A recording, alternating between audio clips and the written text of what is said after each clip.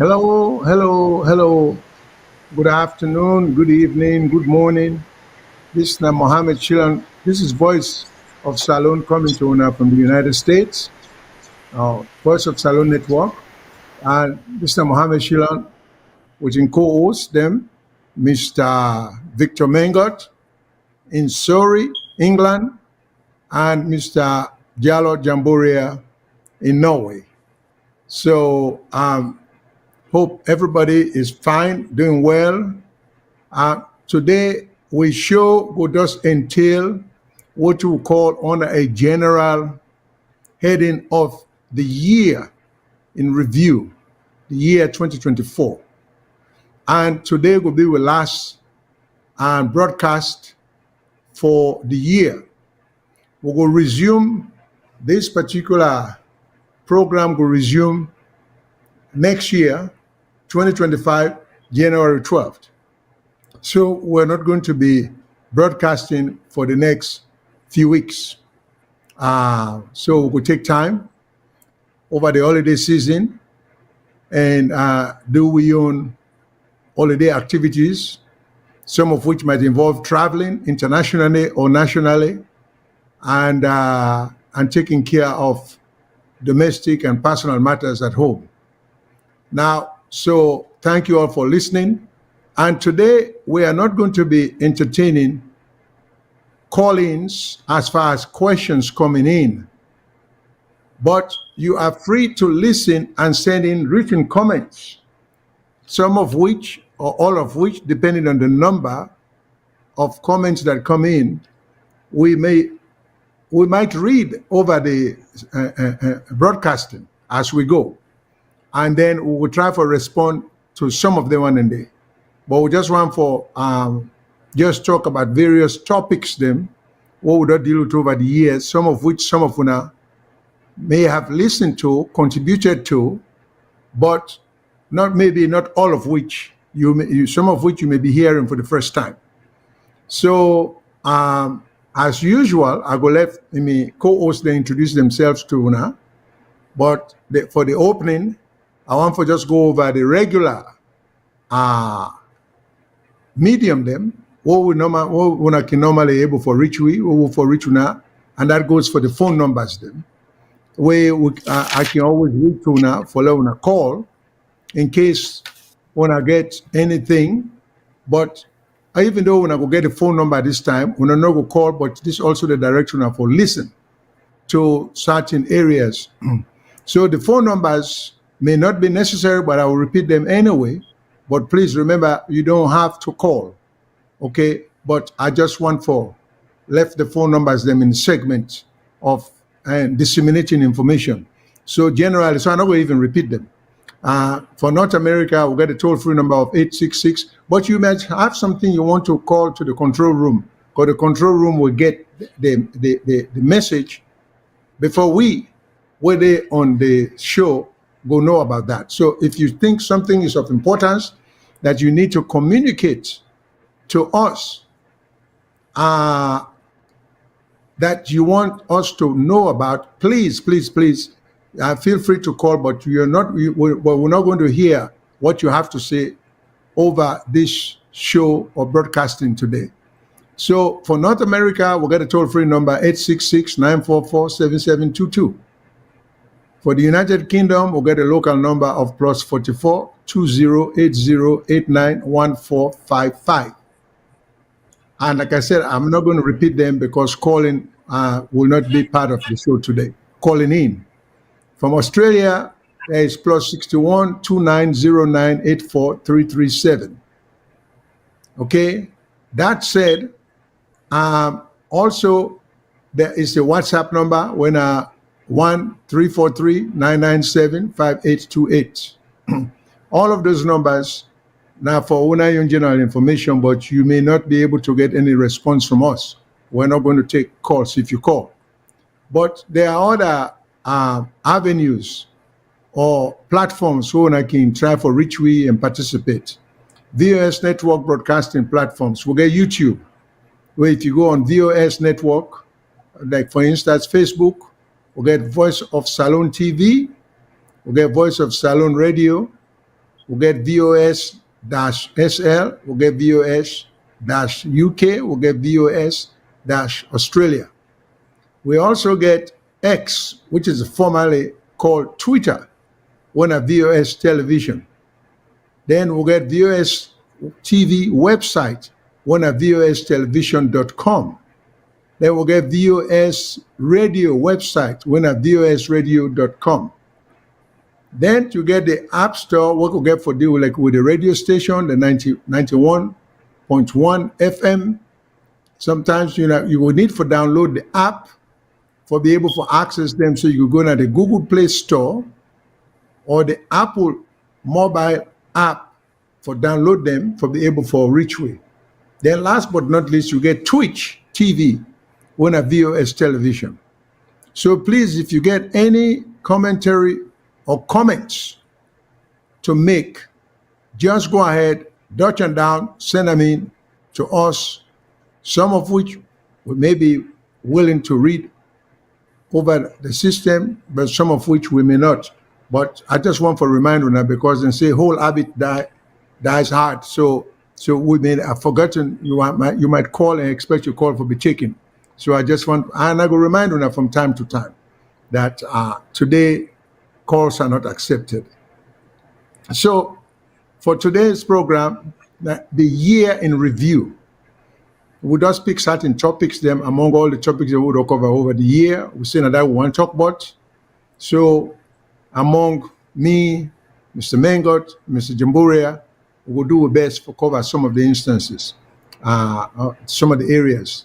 Then last but not least, at the end, almost at the end of the show or the broadcasting, we will do what you call, we'll get a scorecard. We, the presenters then. So Mr. Jamboria, Mr. Mengot, and me, we'll score the country performance based upon how we see things. And the scoring is going to be based on, it's going to be a score of 1 to 100. Okay? 100 being perfect score. I think anything below 50 will be some degree of failure. So we will deal with topics like economic performance, generally of the country, healthcare advancements in the country, educational and reform and outcomes in the country, political reforms and stability in the country, judicial reforms and justice, infrastructural development, and the state of corruption in the country, and governance and leadership, the quality of governance and leadership. Those are some of the things then where we will do with scoring on. But not necessarily what we may be talking about in general, because this is a lot of topic we will not be able to cover. But I just want to make one know, so there will be a scorecard or some scoring at the end of the show, or by the end, let me put them by the end of the show, we will go try for projector now. And then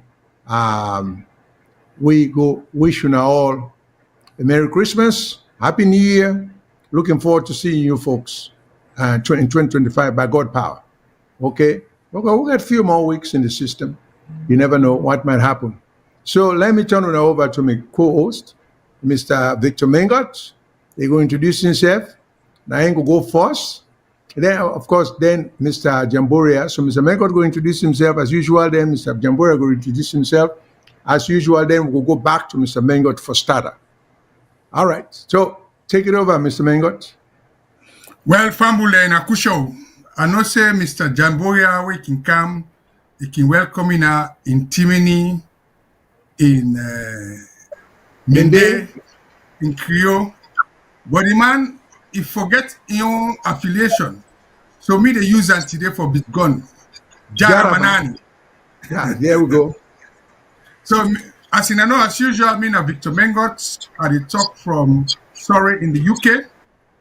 And today, as me, the host don't say, Mr. Shillon, we dey deal with a year in review. That year in review now for 2024. So even what they do is scorecard, let people not feel to say now the entire time where President Bio don't rule, now they do review. We they review 2024. And we all na expert we all feel. As we can say na Creole, all man appel na young gun. So me when they start, I get three things that were very important in the year where I go and talk about. And I go make it I know before we go through. I want to talk about the Wakafine buses, where they introduced in February this year. My next area will be public transport regulation, where we cover safety, and also we see recently the president don't appoint Abu Abu as the new Sierra Leone Public Transport Authority chairman, where down there we go for explain to people and waiting down they mean. Then my own third topic will be Air Sierra Leone, the airline that never took off. So now down there, me get na the kotuku for you today. So I will put you now over now to Mr. Jamboria himself, give introduction and tell you what is a Rob much power important to him in this year 2024. Thank you very much. Me fambul dem una kusha una kabo, fuma mine piari bonde shawa. I am using these three languages specifically as an educationist aware that these are the three main languages in Sierra Leone. That's not make any other language lesser. But these are the languages that are spoken widely, and we can use them in our educational system. Today, I can talk mainly on issues around human resource development, labor laws, public policy, and key to them around wages and conditions of service in Sierra Leone during this year. Any other thing will go come in addition, it will relate to them things here. So. Because these are the key to development. Oh, they talk about development, not to the hosts and the treat them. Now the people them, then conditions of service, then standard of living, etc., etc. Now I make development. Where would they now this with man side of the world? Everybody able consume conveniently. You may not be a rich man, but you able afford to buy a lot of things for make your life comfortable. That is what is measured as standard of living, and I they count as development. Because even them figure the other can give you GDP, this and that, all the points to that fact. If we don't have it in place, then there is no development. But now waste time, I go hand over back to Mr. Mangot. Yes, okay. Before I start, we will let Mr. Shilon, although I am the lead, let's tell Fambul them waiting on your key issues them for the year 2024. All right. Well, the key issues then for me for the year 2024, we go on for touch on. Now, number one, just generally speaking on legal matters.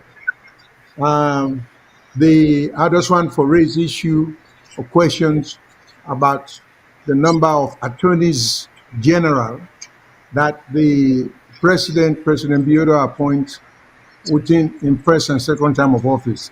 If I am correct, I do appoint at least 5 over a 6-year period.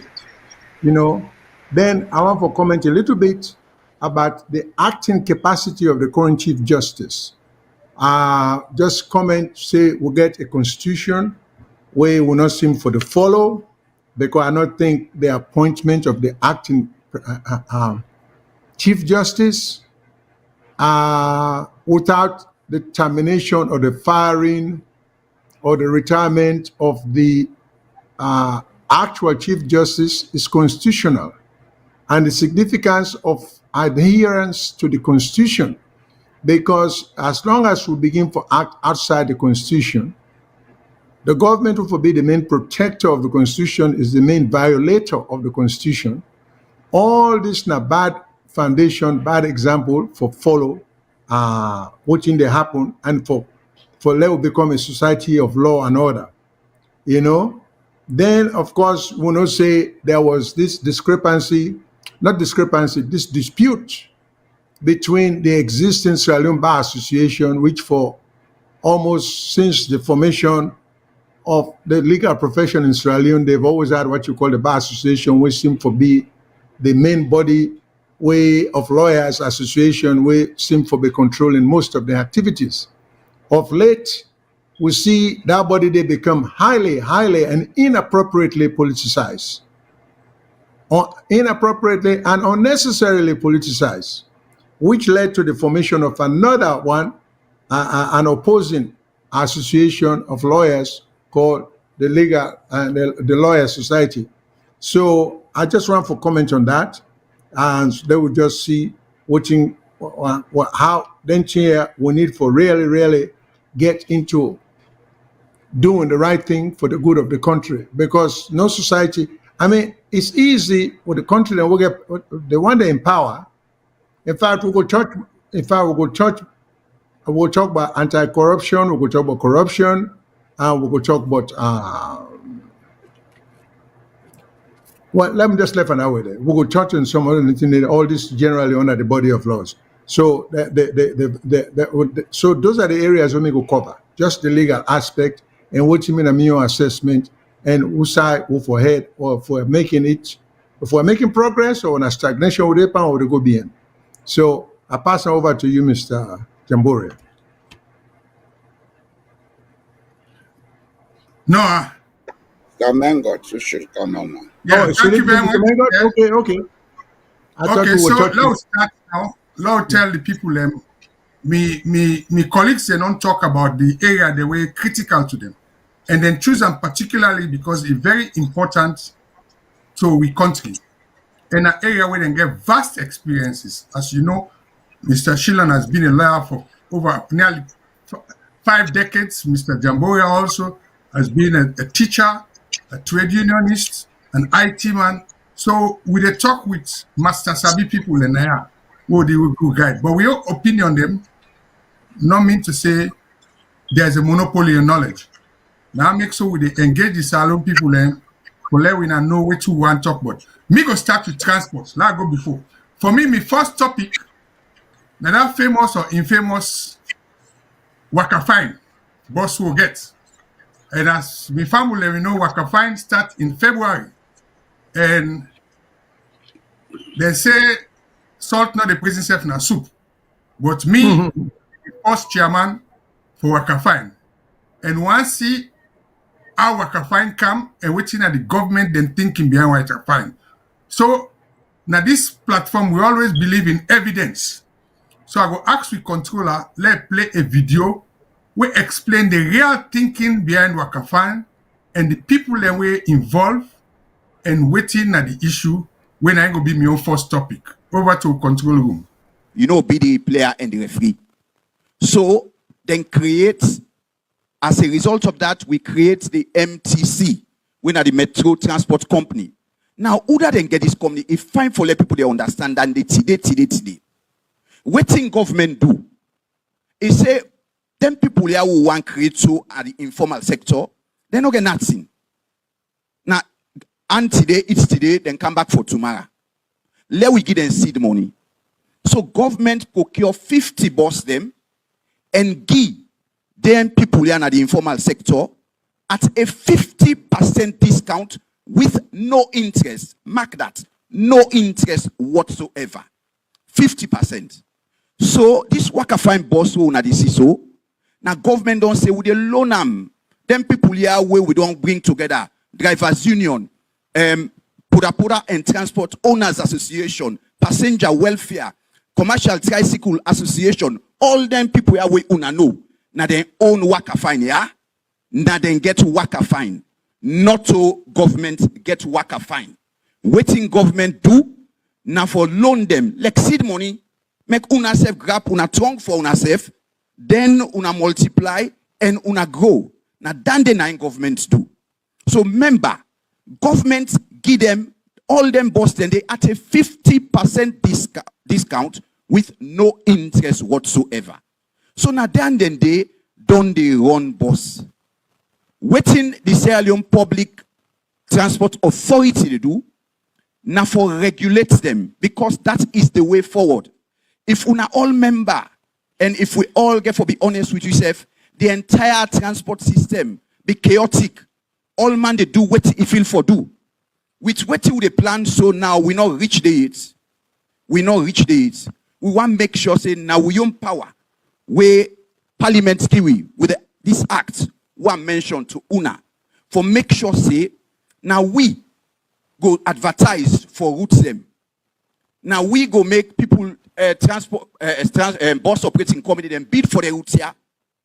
And Uda win the bid now and go drive na that route. So you not get chaos. So now that is a plan for do. And by the grace of God, when we reach there, all man you go see we able regulate them. Now we, as the authority, go now say to them, we want let you run this route for we. You for the run from 6 in the morning to 10, not to you they decide who stay you want run. Now the regulator they tell you. Now we go tell you say now this route here, now 50 bus they want stay. Now we go tell you say now this kind driver they want. Now we go set the standard for the driver them. So we say you driver, if you not reach 21, you know drive your bus. If you don't pass 60, you no go ride your bus. If this driver, if he gets any criminal record, you no go with that. Before you employ this driver, if you don't pass in eye test. So we they put this standard. So waiting SLPTA, they do the Sierra Leone Public Transport Authority, now for regulates them. Now we go set the schedule. We say now so you the run, we give them working timetable. And we they monitor, wait till they monitor you bus for don't clean before you pull an ado. The lights them for the work. The wiper, the all then thing then they now part of the regulation. Then what we they do as an authority now for monitor compliance. So what we don't do in all of this? Before you do then kind of you for make sure say you get the enabling environment for make this kind of operation happen smoothly. So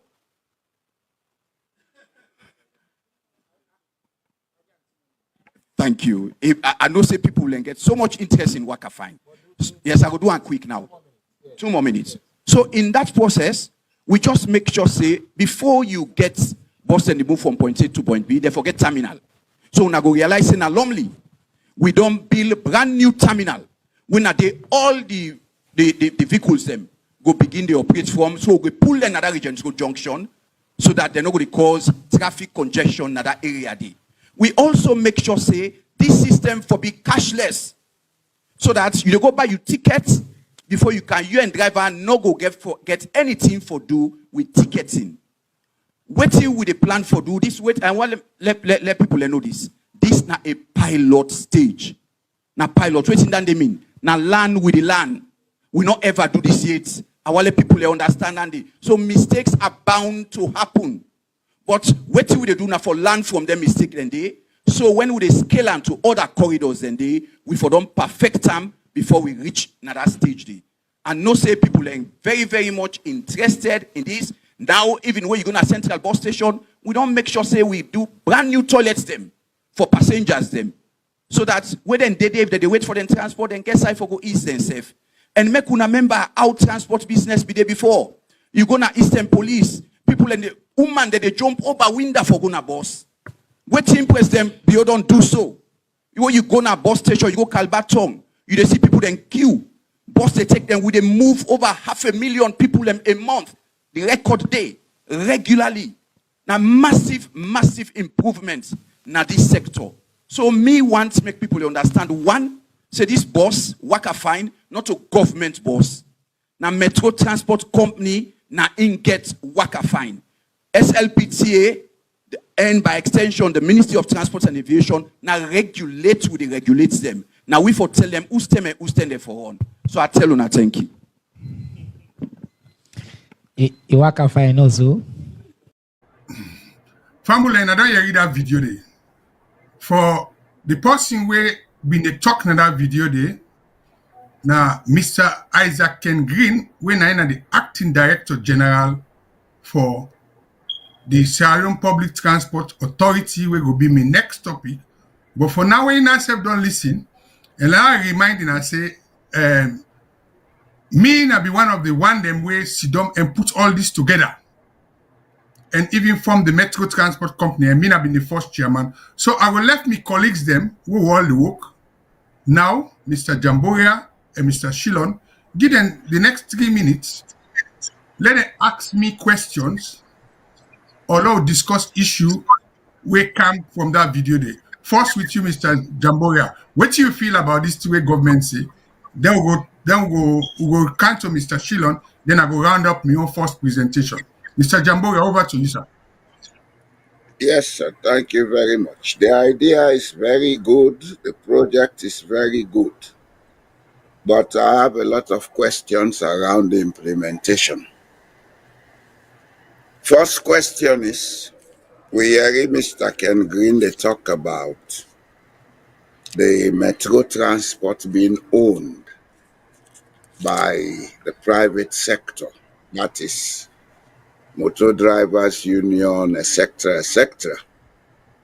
I go on let you tell we almost participation, then people are getting it.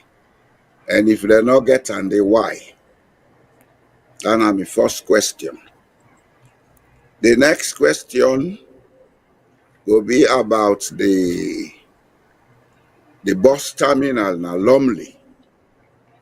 From afar, looking at the construction of that terminal, I not see and say a climatically sustainable for Sierra Leone. Freetown, a place where get them breeze in below rainy season. The way they make them roof for them day, one breeze get for below roof for them day.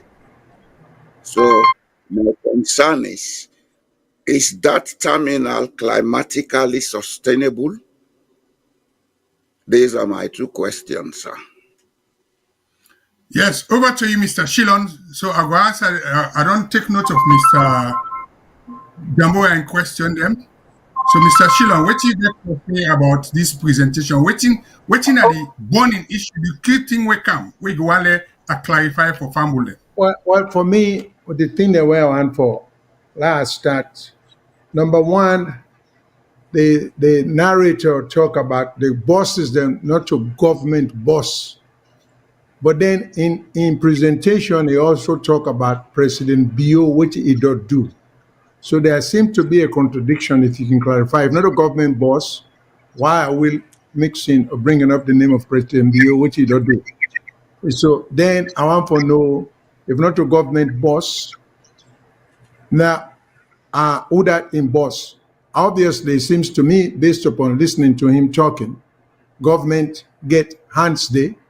Either the government now, they go between the people and we give with the bosses and the people who for operation. But if you can clarify that, because you say we will see all the wonderful things President Biodo do in terms of them bosses here, then you say, but not a government boss them.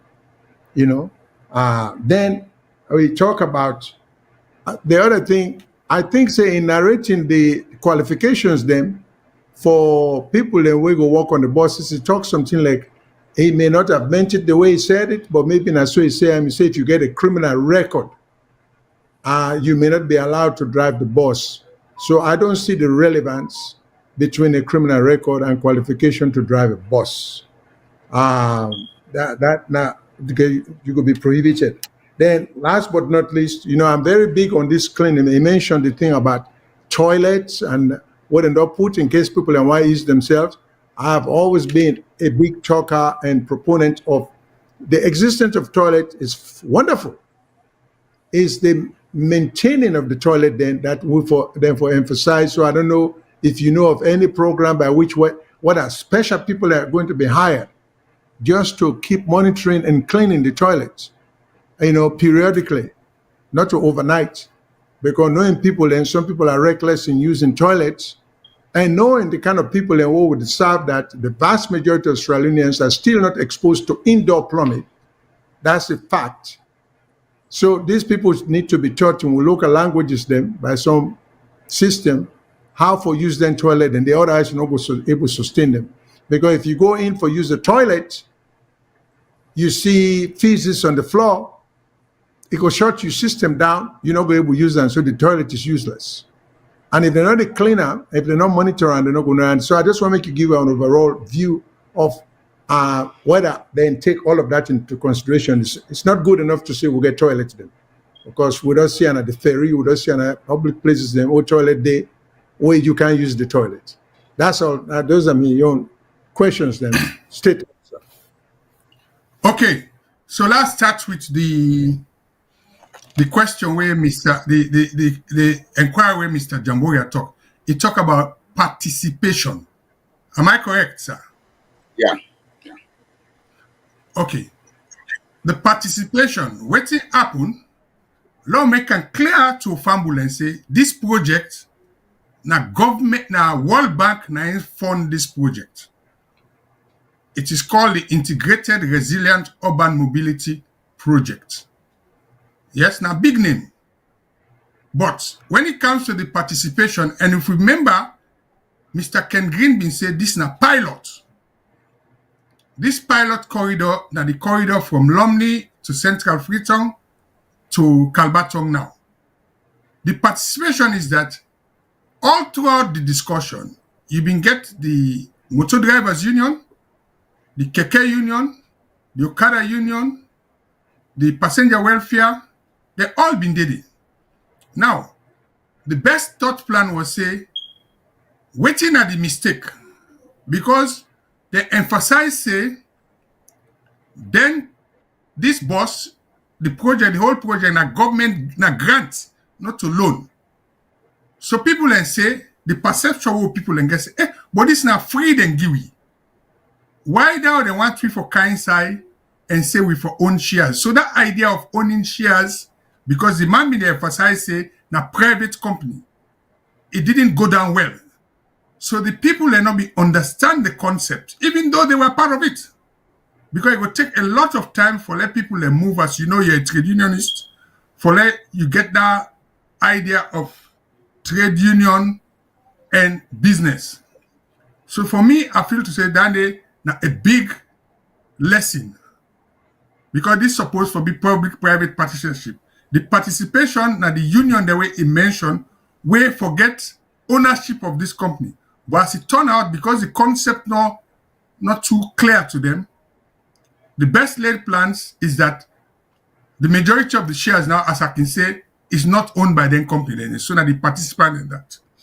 Then you talk about the Lumley terminal.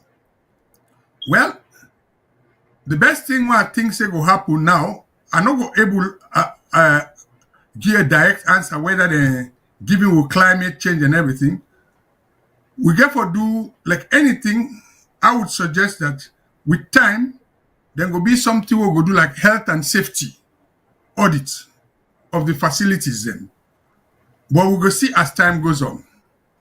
Now, let me go to Mr. Shillon in question. The first one, you talk about bosses. What's going to be your first query? Government boss, yeah? Yeah. My first question was the contradiction, it seems to me, of... Okay. You get it? Yeah, I get it. Now, the contradiction is that when they do the project, I was part of it. So what they talk about being involved both as a consultant and later on as a facilitator, right? We decide, and the government decide with World Bank for say, let's separate regulation from operation.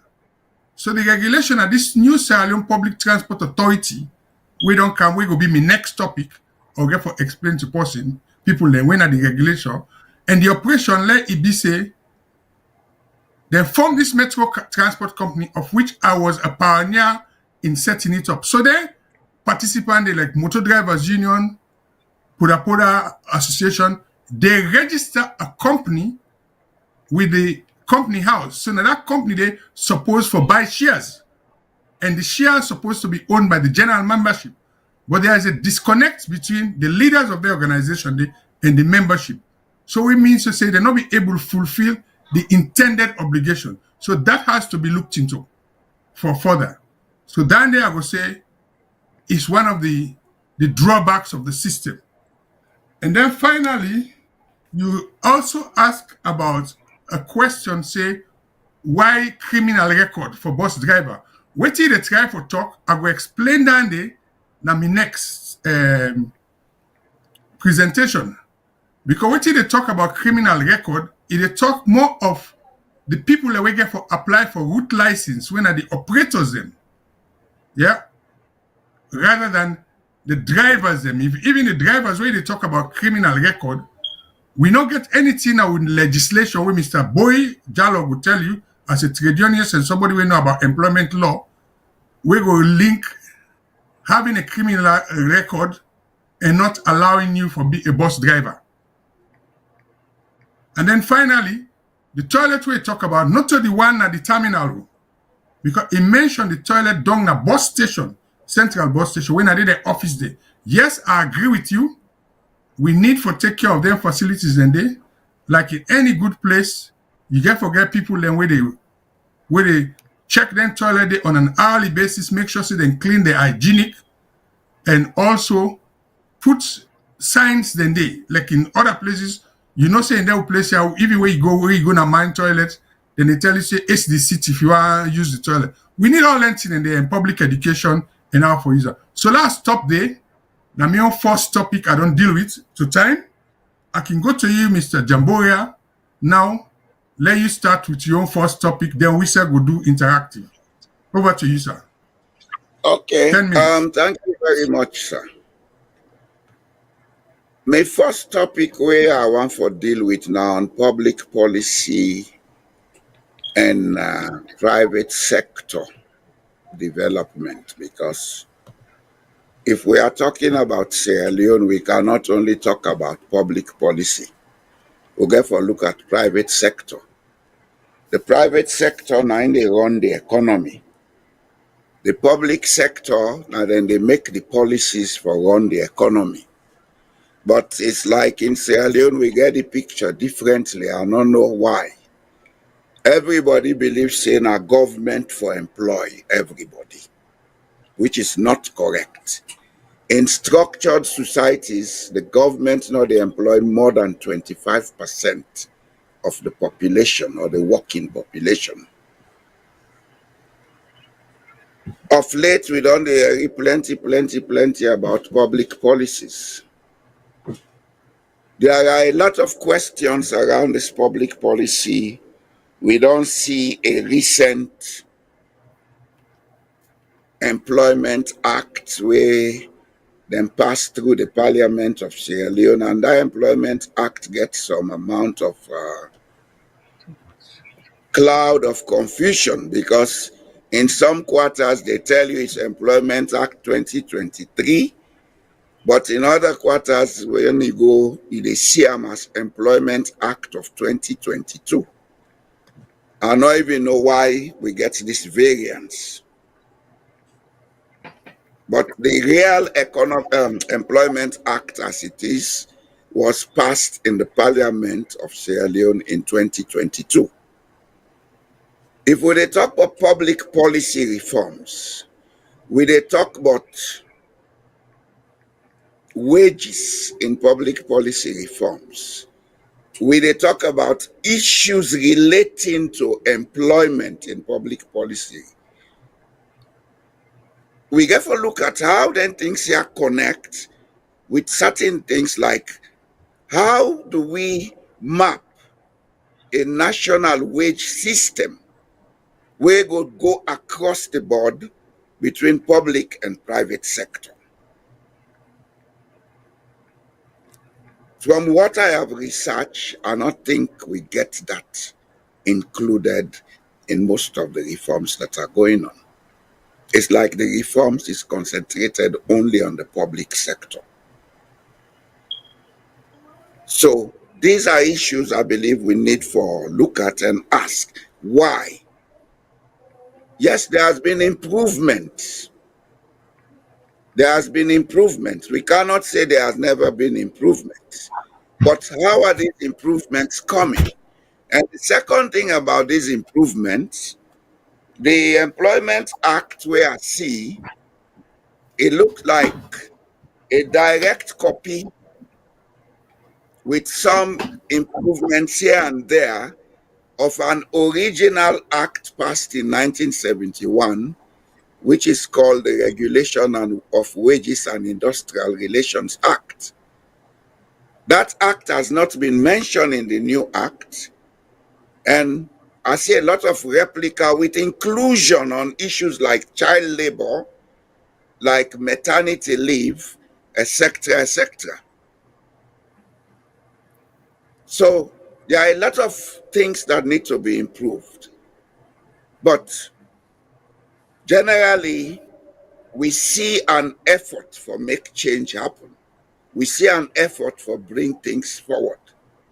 But my concern is little has been done on the private sector. There is little concern relating to trade union organizations, associations of professions, etc., because these are not public sector institutions. Like the Engineers Guild of Sierra Leone is not a public sector institution. It's a private sector institution. It is made of members who are engineers who came together to have somebody that will promote their interests and lobby in their interests. If need be, it can even come to negotiate and bargain in their interest. It cannot be a government institution, because when you talk about trade union issues, you get what you call a tripartite situation. The government in role always now that of the arbitrator. Then you get the employer, then you get the employee. With all the reforms Okay, that sir. they go on, there is a confusion around this tripartite situation. So over to you, sir. Okay.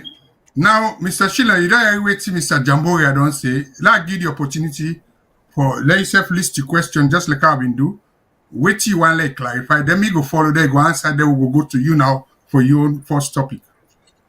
No, I don't have any question for Mr. Jamboria right now. Okay, that make it easy. For me, the clarification I want a straight question. We don't get this Employment Act, right? I have been privileged for work now the mother of all parliaments. And when they do law, we always get a test of that law, if not new law or an amended law. Because you mentioned in your way they present, say, you get several other acts that will be done precede this one. And where they do a new law. To what extent you feel, say, this Employment Act, they're in sync with the other law, then whether they mentioned it in the law because they're supposed to mention it, or whether there is a conflict, that's one. Secondly, my other question is, how would that change the worker in rights in terms of protection from arbitrary dismissal or usurping their employment rights? Those are my two questions. Well, for answer your question, first and foremost,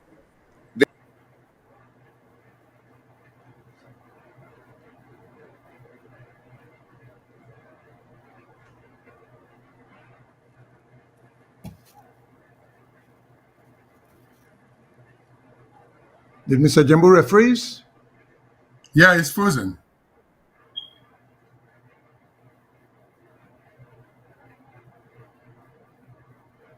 Okay. Well, okay, let's take note of that question, not for delay. If you come back, over to you, Mr. Shillon, for let you come up with your first topic. Because you always follow on that.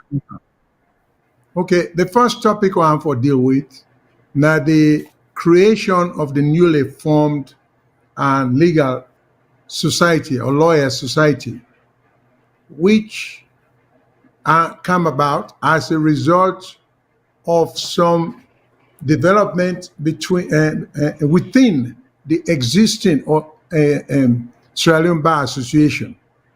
And as far as I understand what happened, the creation of the Lawyers Society came about as a result of massive, I use the word massive meaning the majority of members of the bar of the legal profession in Sierra Leone, then the satisfaction with the last elections within the board or the bar would take place in Akenema. And there was accusation, and it seems like there was ample evidence to suggest that the election was rigged and there had been government infiltration, interference into the conduct of the election, which led to people being elected to offices of the Bar Association who, under normal circumstances, may not have been elected. Okay? And so then the discontentment among some of the bar members was so strong that they decided to form another or a competing legal organization. We, for better or for worse, seem to be for the rest of the existence of the profession in Sierra Leone. Now, the Bar Association, to me, understanding, accused the newly formed Lawyers Society that then fraudulently obtained, because these are serious, this is the Bar Association now, accusing the Lawyers Society, accusing them that they fraudulently obtained a certificate of registration. But when you use the word fraud, that borders on criminality. So it means the newly formed Lawyers Society, right from the get-go, started engaged in criminal conduct. And then in addition to the accusation of the existing Bar Association, the Bar Association claimed that not only did they obtain a fraudulent, or they use fraudulent means for obtaining the certificate of registration, they also falsified signatures. You know, whatever that means. These are serious allegations of one group of lawyers or members of one group of the bar accusing the other. Okay? And it seems like the Bar Association, in making their own case, then claim, then come up with certain things then, which I'm sure they're right about. Then claim, say, the Bar Association is recognized by the Constitution of Sierra Leone, but then talk about Act number 6. Well, I'm a little bit confused because when they talk about the Constitution of Sierra Leone, we can't be talking about acts, because acts are legislations. Then. Acts of Parliament are laws, them are statutory laws, the way the Parliament they pass. So if then they refer to Act number 6, and they say it's, I don't know whether they are saying Act number 6 is recognized by the Constitution, or Act number 6, but then say of 1991. Okay, and then they also talk about the Legal Practitioners Act as amended in the year 2000. So number one, this is where we get things confused. I don't see any reason why the Legal Practitioners Act should be recognized by the Constitution. It is just a profession.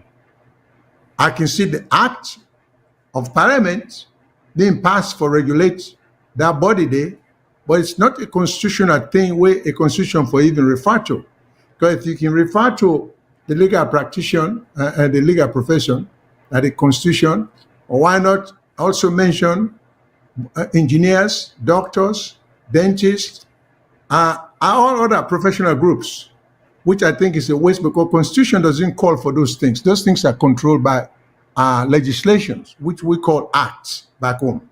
So the whole process is a little confusing. But then the Bar Association, they argue, say, one of the things of the legal profession is for uphold the highest standard, the highest ethical standard, which is required. But the local for say the Bar Association, they accuse the newly formed Lawyers Association of conduct that the existing bar association is guilty of, because they are the ones who did not conduct an honest election. They are the ones who will not uphold the highest standard of ethics. But then they try to cram down the throat of other lawyers and say, despite that, we don't declare, like it or not, who we think the winners are. So, therefore, when I get for take it or leave it. But they're not state any convincing legal basis as to why the legal society should not exist. So that was an uncalled for. In tennis, they could call that unforced error. That was an error that should not have taken place. The legal profession, they're in existence in Sierra Leone for a very long time. And I think this is the first time in its history they've had this kind of confrontation and confusion, all because people tend to misunderstand the purpose of the organization itself and the association, the Sierra Leone Bar Association. And then they allow government interference for whatever reason. I can never understand why the government is interested in involving itself into them professional organizations here. Because we see even an instance in which currently the president, the gift, or you can call a grants, to journalists. So I don't know if journalists, then they get grants, then they get gift from the existing government. Well, aren't they undermining the whole doctrine of independence from undue influence? So it looks like they take things seriously. The law is not being taken seriously in Australia. And we now understand the basic rule that for a democracy to survive, the rule of law must prevail. Because some people don't understand, even in America, we get serious confusion out of this country where we have a man who's been elected president who clearly has absolutely no regard for the law. He thinks he's above it. You see? Okay. So, with that said, I'll stop here. Let's move on. So we'll go back to Mr. Mengot. No. Okay. Before we go back to Mr. Jamboria to answer the question, there are certain things that you mentioned which I want to comment on. Not only questions, because number one, which is a convention, and they come as somebody with parliamentary governance duty. We can always ask for the Constitution. If we look at the Constitution, the Bar Association, there are certain rights which is granted to them or certain functions under the Constitution. For instance, the Constitution, it should not be. It should not be. Yeah, I know. Can I come in, Mr. Mangot? Yes, come in, sir. There is nothing in the Sierra Leone Constitution that mentions about the Bar Association. There is only a mention for the formation of a Judicial and Legal Service Commission. So anybody when they sell the idea say the Bar Association get constitutional writing, I ever read the Constitution of Sierra Leone. I was party to the writing of that Constitution. There's nothing. The Constitution not get anything for do with Bar Association. There is a section in the Constitution where say then for establish a legal and judiciary service commission, which is not equivalent to a bar association. I totally agree. Well, what I'm talking to, if you look at the Constitution, there are two bodies that are there which is defined in the Constitution. One, the Police Council is mentioned in the Constitution, and the Bar Association is one of the members of the Police Council. It's for reference point. The same with... Bar Association is recognized as a trade union movement. Exactly. That can be represented in a council, but that does not make it part of the Constitution. That is just like I totally agree. The Constitution can allow for make Labour Congress be a member of any judicial body. as long as it is within the interest of trade union management. Okay, that's fine, and I totally agree with you and Mr. Shillon. The other thing, again, where Mr. Shillon mentioned, is this which we have to clarify, is this relationship between the Constitution, which is the number one law of the land, and Acts of Parliament, which is a secondary legislation, because all secondary legislation should be in conformity, right, Yes, with sir. the Constitution, because the Constitution are the primary law. We don't Yeah. see a situation where there's a mix-up, and I can give some example. You said don't get. Now we say in the Constitution, like for instance, census every 10 years. That is in the Constitution. But then you get an act which is subsidiary legislation, which creates the Sierra Leone Statistics Office, give them the power to do 5-year census, which should not be. Correct. Because because that is not in sync with the Constitution. So let not go too far. Then I'm your comment, and then Mr. Jamboria, since you've come back, if you can respond to the issue that was raised, then I'll go back to my second topic. I have read the issues then. Sorry, I get it breaking my internet communication. I don't know why. Okay, the two issues were mentioned. Number one, in your presentation, you mentioned previous acts of parliament, right, in relation to the current Employment Act, where you say some says 2022, and the other says 2023. What I'm saying, because I've been involved, when you have an act of parliament, do you see any previous act which has not been amended that is in conflict with this Employment Act, whether it be labor law, employment protection, or trade unionism? And then my second question is whether you feel to say the act we talk about provide employment protection and guarantee for workers in both private and public sector. Those are my two questions, sir. First question is, the new Employment Act, it make addition to the original act. Addition in the sense that at the time when that act was passed in Parliament in 1971, issues like child rights, child labor, gender equality, they're not being take prominence in. So now they don't include them in the new act. But what baffles me is that normally when they make a new act, I don't know. I may have to ask Mr. Shillon that question. But I don't see most laws where they make new laws, then they say by this act, this repeals or amends act of so. Nothing like that is mentioned in this Employment Act. Exactly. So that's the thing that is baffling.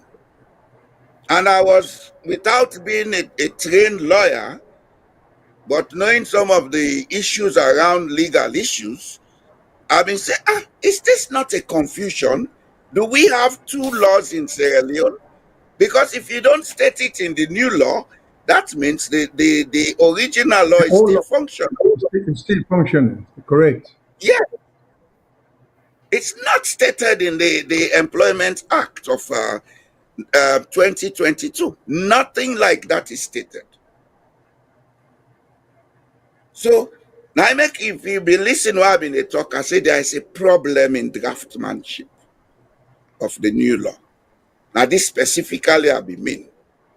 To answer to your second question, all the protections of workers' rights minus the formulation and regulation of wages are in this new act. And when you talk about Labor or Employment Act, I think one of the primary concerns, not only how for hire and fire workers, but the key should be conditions, terms and conditions of service, how that is protected by law. And not much has been done about that. If I am to answer your question, sir.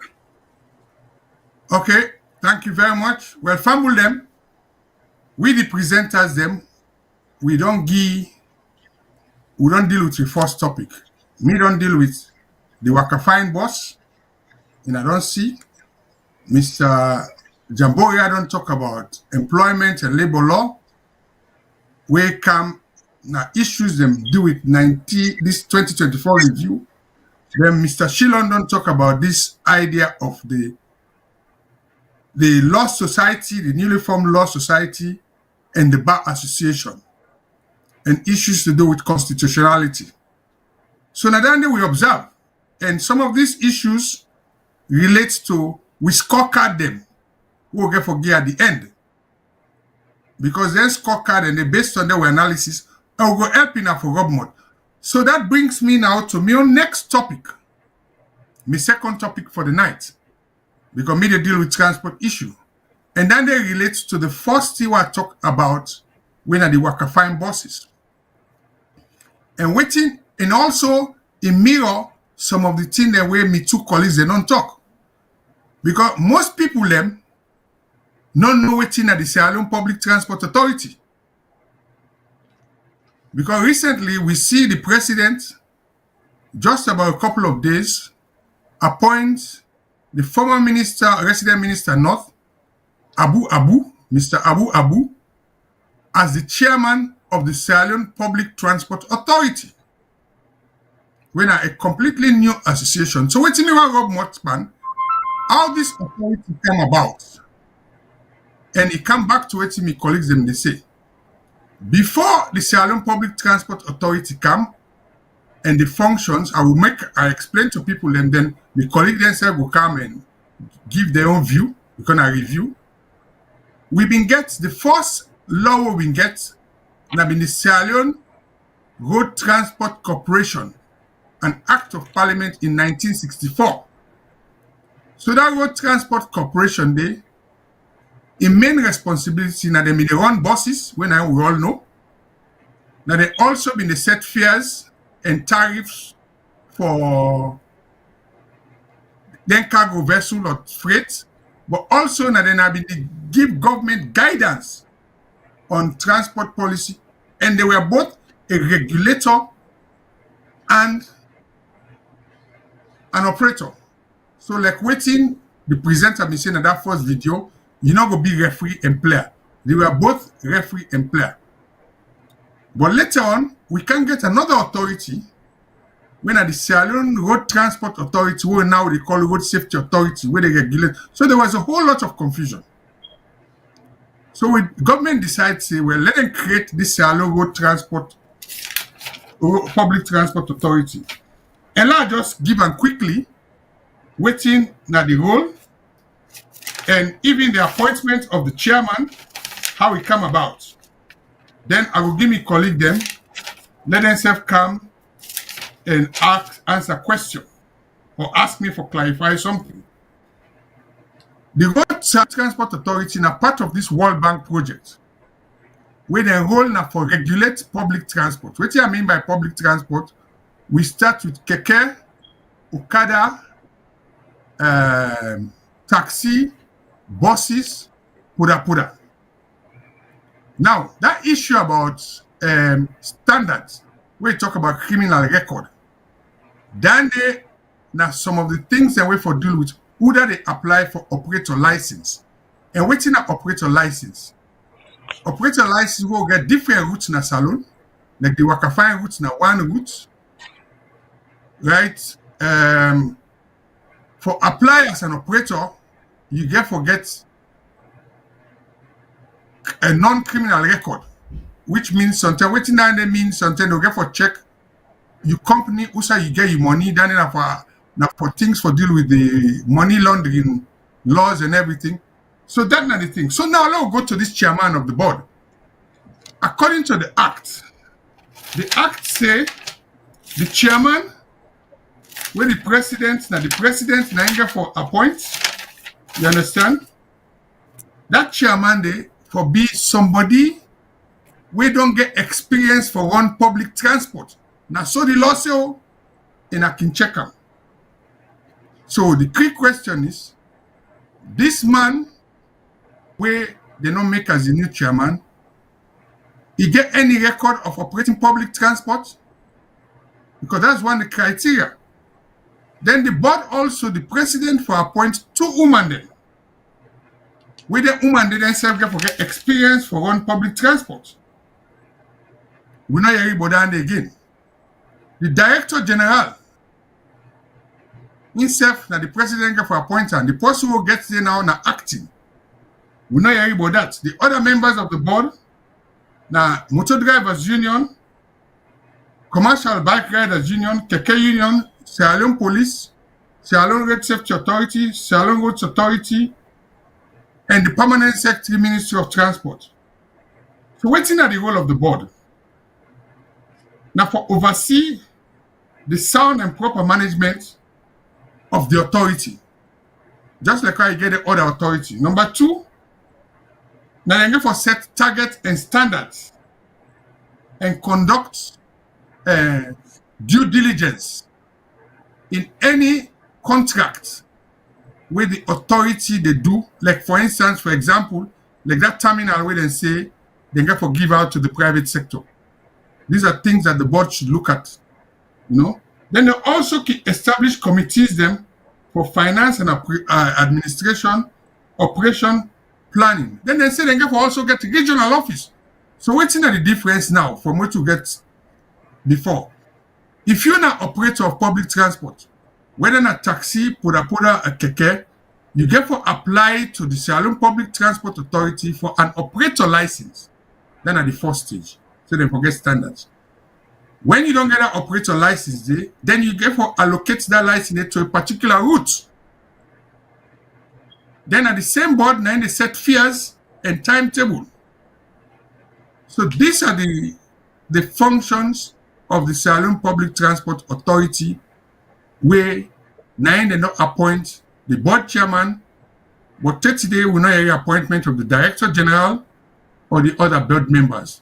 So let's stop here. Then I allow me colleagues them now for raise issue, write a comment, ask questions. Okay. I get a question, Mr. Mengot. Yeah. The question I want to ask, in terms of the bus, then they operate without completion of all the stages that had to be set, if I understood you correctly. Like the director general has not been appointed. That was supposed to be part of the overall package to get this whole thing to go into operation. So then I think also there, I don't know, but I don't see you mention anything about the insurance aspect of the buses. I don't know whether the buses are insured, since every time you get transportation of any kind, there's a likelihood of accidents happening. So what, in the meantime, if you can just address the issue of insurance coverages, and then why are the buses operating without the complete setup of what the organizational situation should be? Forget the buses, the operational, because they not get a director general, which are part of the overall makeup for the buses in operating. Or am I mistaken? They have an acting, okay, they have an acting director. Okay. Is that the end of your question? Yes,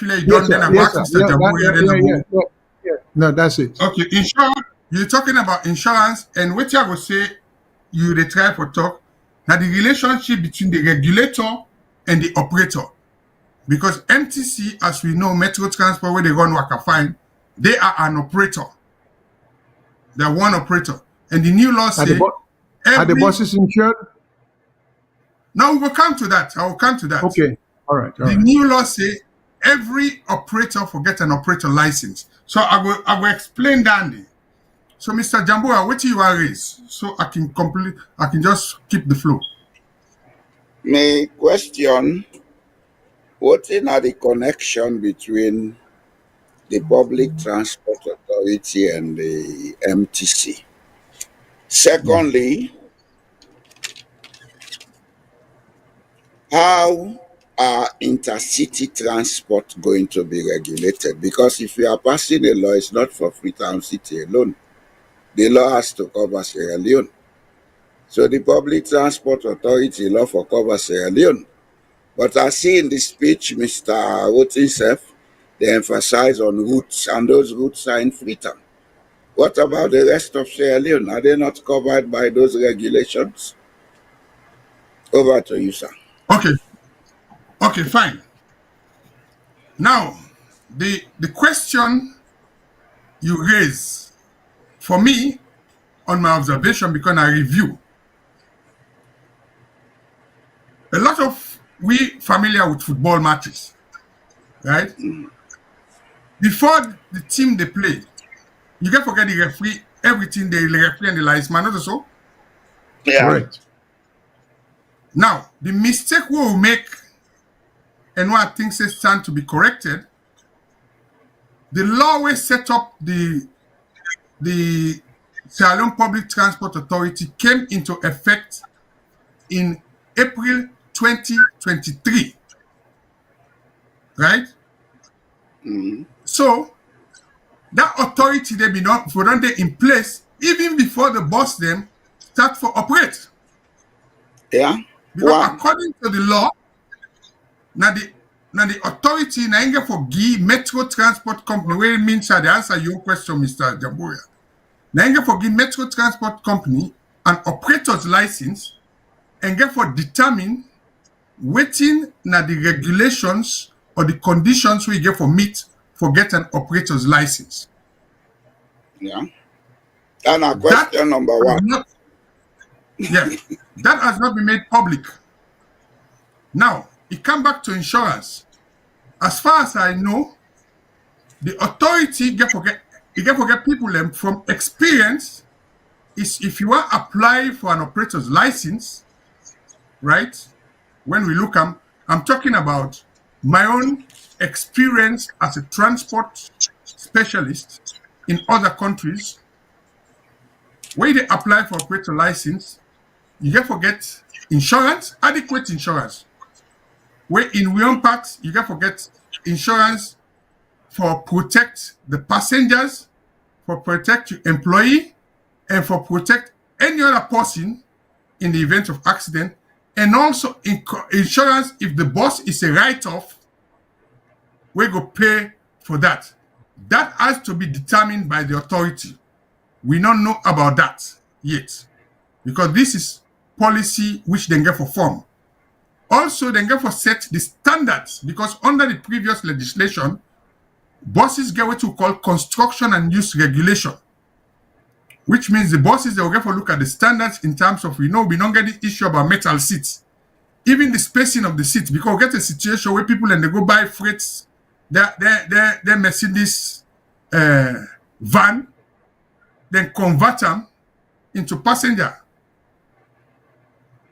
So that authority then I'm get for set standards. So waiting happen, the authority is not fully functional, but the relationship of you ask between Metro Transport Company and the authority, according to the law, meaning the law they deal with, the act. Now the authority get for give Metro Transport Company an operator's license.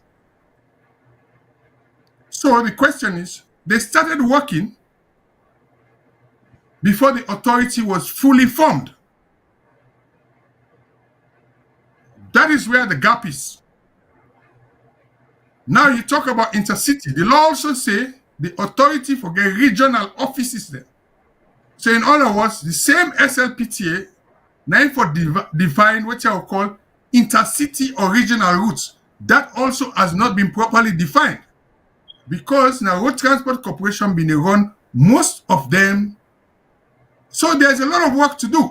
So the question now, we don't get the president appoints the board chairman, other members of the board, like the two way they get for where the board say also get for vet the woman them, they not announce appointment yet. We are now depending on Parliament for when that board chairman they go for let them approve the appointment. Remember, I said the law say if the chairman for be somebody we don't get experience in running public transport. So let's see how Parliament now go actually examine this particular appointment and see say it meets the criteria as defined by the Act. And also Parliament get for ask question about what about the other board members? Have they been fully constituted? It look like saying one man no more than that appoint. The rest will not hear about them. So that's my comment, sir, and I rest my case. And for reference, we view as them, the act is called, the act is called the Sierra Leone Public Transport Authority Act 2023. It is available online. People can check them. And we view the way they make comments or we go ask questions. Then can refer to that and make clarification. Let us stop there. And if you get any further, before we go to you, Mr. An additional question on an issue where you raise whilst you talk. Yeah. This appointment of somebody with experience in running public transport, did the Act make a clear time limit of experience? Like, for example, in this part of the world, you cannot train somebody to drive a car until you have driven a car as a driver, licensed driver, after 5 years. You know what I mean? Say because you drive a car, you get your license last year for able to train somebody. Now that the experience... The Act did not specify years of experience. It specified it specified that for the Director General, who is yet to be appointed and approved by Parliament, but it did not specify that. That's what I'm asking about the Director General. Did they specify a time for which he should have experience as public transport operator? I think if you look at the Act, but now what do they talk about? The man we been there Road Transport Corporation, when Mr. Ken Greenway you see. Mm-hmm. Now the Director General now for the Sierra Leone Public Transport Authority. But the law say President therefore appoints somebody on their minister, and that person should be vetted by. That is the law. That process has not been completed. Let us wait and see what In other words, in my own summation, the authority is not fully functional according to the mandate of the Act. I am challenged. So people like reference the Act. It's still in a fetus stage, if we can put it that way.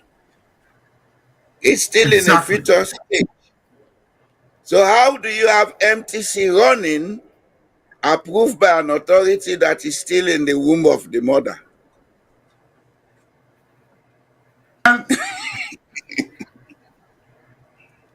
In a year of review, so we'll let the listeners comment on some of these things.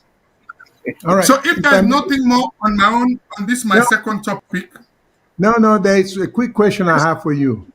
I think you didn't. Yes, sir. You did not give me a definitive answer as to the availability of insurance on these buses.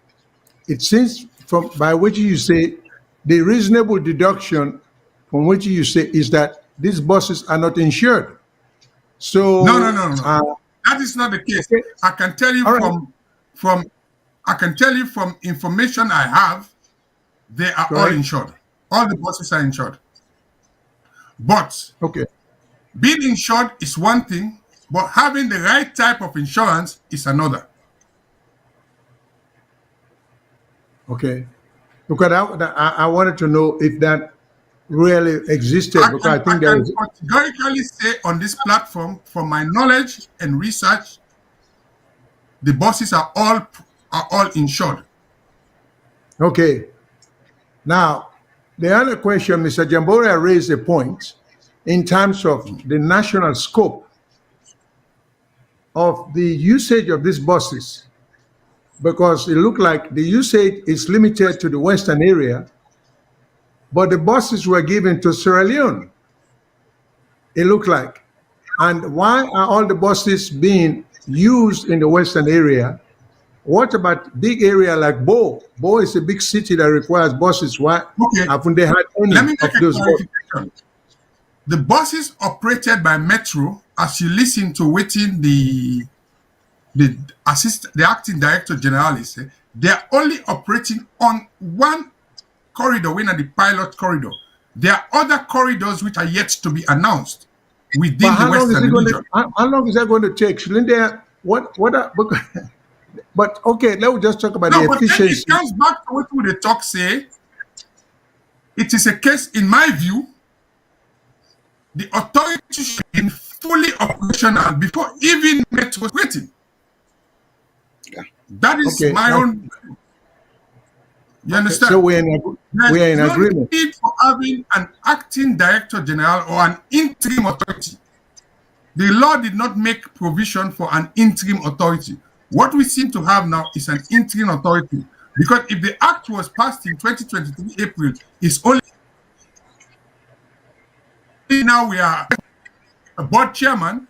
It means whatever was operating did not have a board that, according to the law, which was responsible for supervising the authority, setting standards.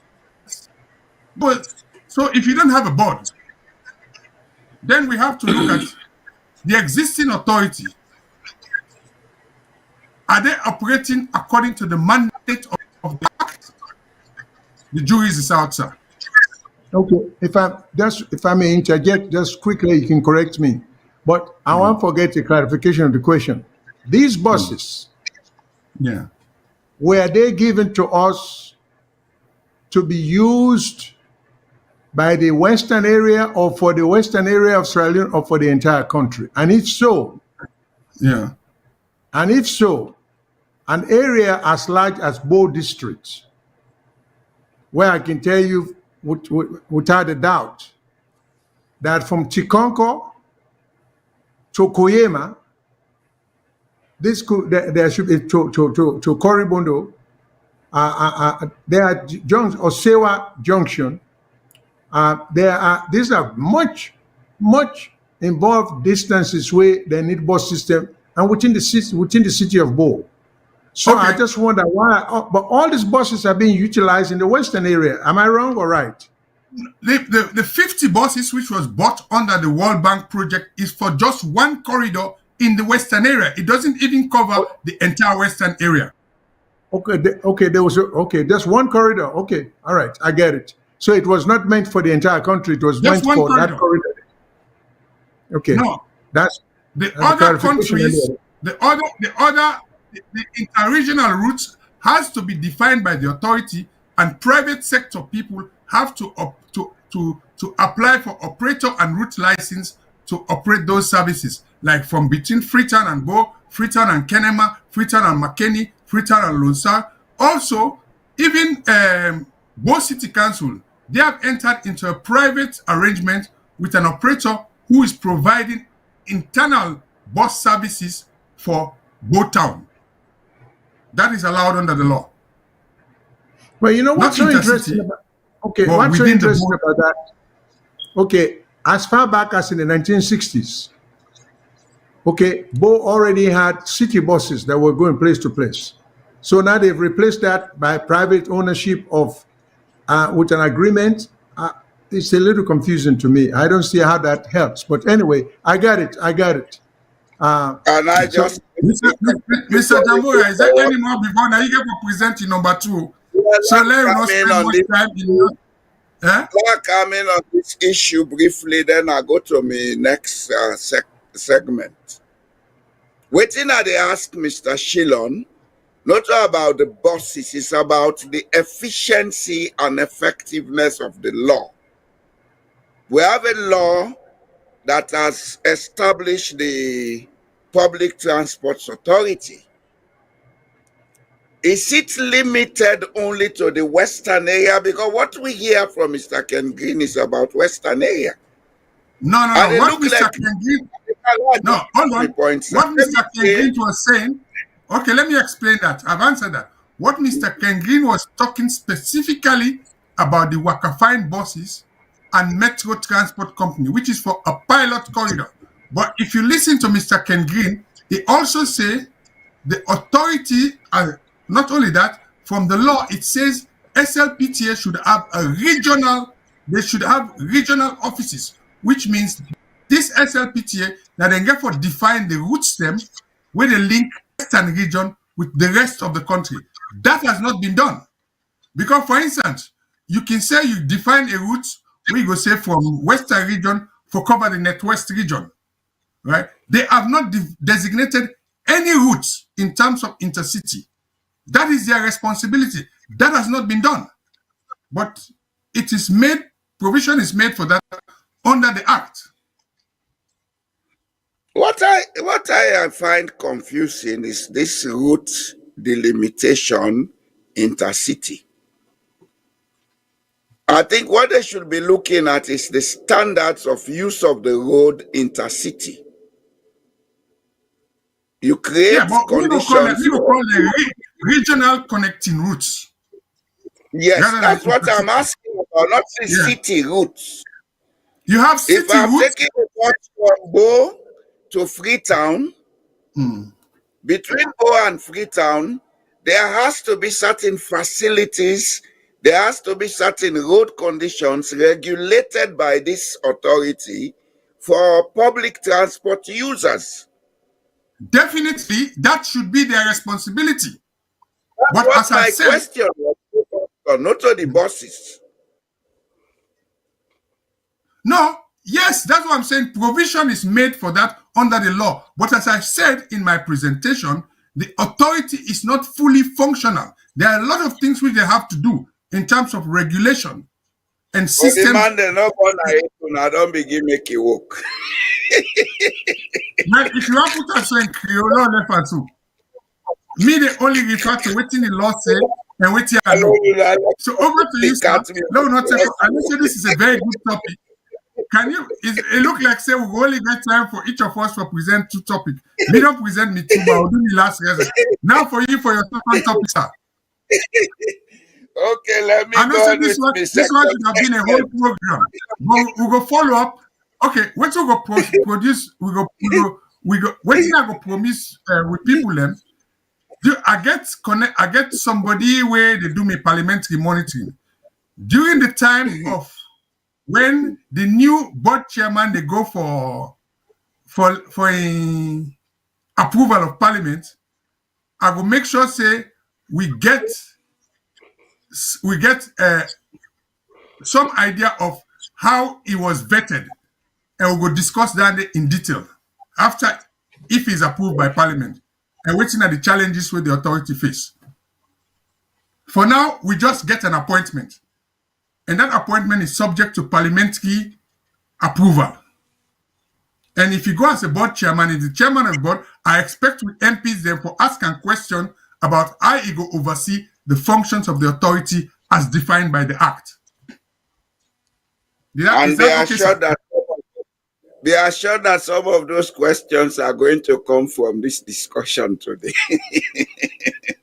Well, we're here to help as our own civic duty and for elucidate, because they're in a big one, and for making clear to them. Because this is a new thing where they come, where at the end of the day, to round up this topic, what do people they want? We people they want safe transport. Yeah? Will the authority guarantee safe transport? We people want professional people the way they operate to transport, both drivers and operators. We people want good roads, which is accident-free. We people that want affordable transport to do them business, either for go meet them, people them, or for go do business. That is what, if the authority can put systems, processes in place for improve the lives of Sierra Leone in terms of quality of transport, I, for one, as a transport man, will come on this platform and give them thumbs up. Why not? Those are the challenges. If everything is done as we expect it. We are here to praise sing them. But we Okay. cannot praise sing when nothing is being done. I will say Yeah. what you need to do. Okay. Going to my next issue. Since the end of the June 23 elections, there has been a lot of challenges in Sierra Leone in terms of political stability, in terms of the psychological stability, in terms of the social stability of the country.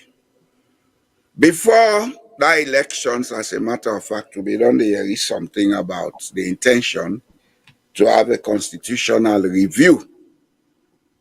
Then these elections happen, we get this issue, will lead to the formation of a peace commission, we get a tripartite committee meet. A lot of things has been done and a lot of things are still being done. Everybody is crying and cursing. We have an obligation to Sierra Leone, and that obligation as citizens is that whilst passing here on the face of the earth, we have to leave legacies for future generations.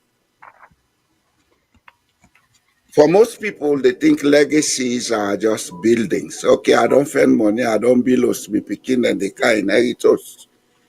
But if you not left the correct mentality with the picking them, if you not left the correct sociological consciousness with you picking them, if you not left the correct psychological consciousness with the picking them, if you let them understand the ethical standard, the rules, the laws, where them for live their life with and coexist with other people, then you just don't waste your time for offend money and bills because that house they go for nothing. Some of we come up from them families, then they. We come up from families where them get plenty property, all don't go astray because unity not there. People are not they think the same way in the family. So my own concern here is we don't talk about tripartite. They don't say they don't done with tripartite, they don't sign an agreement. We have been told that the implementation is ongoing, but we have not been shown what has been implemented. I, for one, don't know what has been implemented. To tell me we have implemented this, I have to see it in action. I can say I have bought a new house. Does that mean I have a new house? I'm just saying it. When you see it, you believe it. True or false? True. So, True. what's concerned? What has been implemented? How has effort been made to show to the people of Sierra Leone that this has been implemented? Because one thing we're sure about, if the people then begin to see visible signs, say some of them things here don't happen, it will help for pipe down the tension of the society. We have to move away from the coercion approach. Let we use the other approaches then, like reward. A government can best get the people to participate with them when they use the reward approach. The reward no mean say you they can't give the people them gift or they carry 10 bag rest na their mosque and church for go give them. Do what the people can see and understand that change is taking place. Because you are rewarding them for giving you the legitimacy to rule. You are rewarding them for giving you their monies as taxes for you to use. I think it's high time we begin look at the issues in Sierra Leone. Is there a reward system that is functional? That system is functional. Is it sustainable? Why do we always have to be coercive on each other? This go point finger pandande, then they go point finger pandande, then they go blame. Every 2 weeks or 3 months, you hear them all kuo. This is all coercive. Why can't we try other methods? Why can't we try the reward method? Why can't we try maybe preaching a message to the people where they go understand and appreciate? Where go mean say Okay, they sir. create national ideology for the people. Why can't we Sir, even look at people and according to their value, say, okay, this man is this value, Lord deal with him this way. This is this value, Lord deal with him this way. How is the new constitution that we are talking about going to play with all of these things? Creating a reward system where go be commensurate with the people and desire and national aspiration, creating an ideological system where go build a new awareness that I am Sierra Leonean, I belong to the nation called Sierra Leone, and we use less of coercion, because coercion now they are now where somebody talk them big time. okay, sir. Now they Once you say that, that puts something in context, then I will give me man for like comment on quiet, you. quiet, Okay, quiet, now sir. when you talk about constitution, let's link this constitution thing, which is we've been talking about, changing the law Yeah. under this tripartite thing. Which I want to bring to you notice, sir, and I want you being that person who is get some. We recently also see say the one of the appointment where president make recently. Now the head of the PPRC, the political party regulatory council, before it was registration council. And there is also announcement that they go start for deregister small political parties then. So my question to you is PPRC, there's provision of that in the constitution. Should that be in the constitution, or that PPRC, now when they make a regulatory council, what is the benefit to things to do with inclusivity and political tolerance? You can pause there, then we can allow Mr. Sheila, if you want to comment and add to this, then you can answer one thing for all before we go to our for the Okay, second Mr. topic. Sheila, if you have any questions, ask them, sir. No, I don't have any question. Okay, you can Okay. respond to this, then we can go to Mr. Shilon. Okay. Now, you ask very loaded questions, but these are very serious issues we for pay attention to. The issue of the PPRC in the constitution, I'm not going to waste time on them, because at the time when the 1991 constitution was made, we were like in transition from a one-party state to a multi-party state.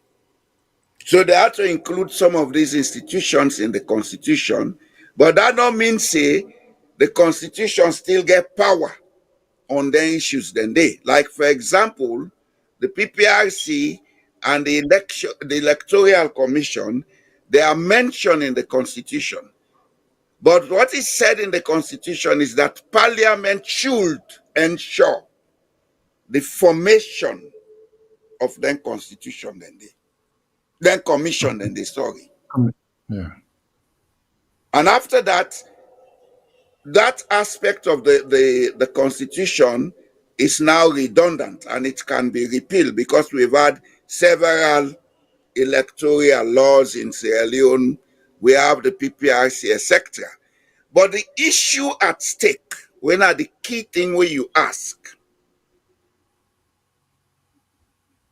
how can we ensure that we stick to the constitutional provisions on the formation of political parties? Because there is a section on that in the constitution. Number one, the constitution is very clear that a political party should not be ethnocentric, nor should it be regional. So as a matter of fact, we don't break the constitution because there had been parties formed in Sierra Leone when an ethnocentric party, like C4C. C4C is a regional party. It's not a national party. Then, another provision is that every political party forget offices in every region and every section of the country. But that notwithstanding, the fact that the government of Sierra Leone has subscribed to African Union and ECOWAS protocols on democracy, political parties, regulation, support of political parties, I would say here without fear, as at now, the government of Sierra Leone not gets any power for deregulate any political party because they have not adhered to the protocols that we have signed. And as far as international law go, any protocol or convention where you don't sign, we don't pass through your parliament, you don't ratify them, are part of your statute. And the statute say, them protocols, and they say, government for the give financial and other support, capacity building support to political parties. So if we have political parties that don't fulfill this constitutional order, that they should have offices in every region, that means the government also is at fault because they have not been giving them subventions or financial support. So it's a snowball game. They have to be careful about the registering political parties because the law is clear about what can be used to deregister. And if they are going to use it, the question is, has the government fulfilled its own part of providing financial support? Then they give large support. Then they give support to political parties. They have not. But because of the OAU Charter, the African Union Charter, what with the protocol, what we don't sign, the ECOWAS protocol on political parties, what we don't sign, then for they give them this money, then they give sludge. It is not wrong to give monies to these interest organizations. But the manner in which the money is being given is wrong. It should not be given at a party at State House. It should come direct from the consolidated funds into the accounts of the organization. And then the government has a right to ask them to produce statements, audited statements of account every year to show how that money was used. That's how it is done in Norway. Every political party receives money from the state. Interest group receives money from the state, not from the head of state. Okay. Go ahead, sir. Now, over to you, Sheila. You can say you could do your own topic now because one give time the second topic. Okay, but just a quick touch on Mr. Jamboria in comment. Your second topic, I sir. think, yes, sir. But let me just say very quickly, this is where what we need for encourage the government back home. You see, everybody, they profess to be a draftsman because they're a lawyer. These are specialty areas. Just because you're a doctor, don't make you an orthopedic surgeon or a neurosurgeon or a urologist. These are all doctors, and on and on and on. The law or the legal profession get several facets, several areas, very much involving areas. We make this repeated mistake for say, once one becomes a lawyer, particularly in Sierra Leone, where what we believe say, once you become a member of the profession, you don't learn all the book. Now, America and many other advanced countries, that's not happening. We have what you call continuing education. For lawyers, they call it continuing legal education because things are happening all the time. Like for instance, the development of the internet, the law never anticipated the creation of the internet. The law never anticipated the creation of aviation. But when these things pop up, the law has to deal with them. So if we don't develop expertise, if we don't continue for land, if we don't continue for continue education, so we go left way behind. This is what is happening in Sierra Leone. We not get no such thing. Once you don't become a lawyer, you don't learn all the law. Once you don't become a lawyer, you're not a constitutional lawyer, you're not a health lawyer, you're not aviation lawyer, you're not admiralty lawyer. So these are all bad concepts and dangerous concepts that will lead you to this. So going to what Mr. Jamboria, they say draftmanship, because the dispensation of them money away to talk so.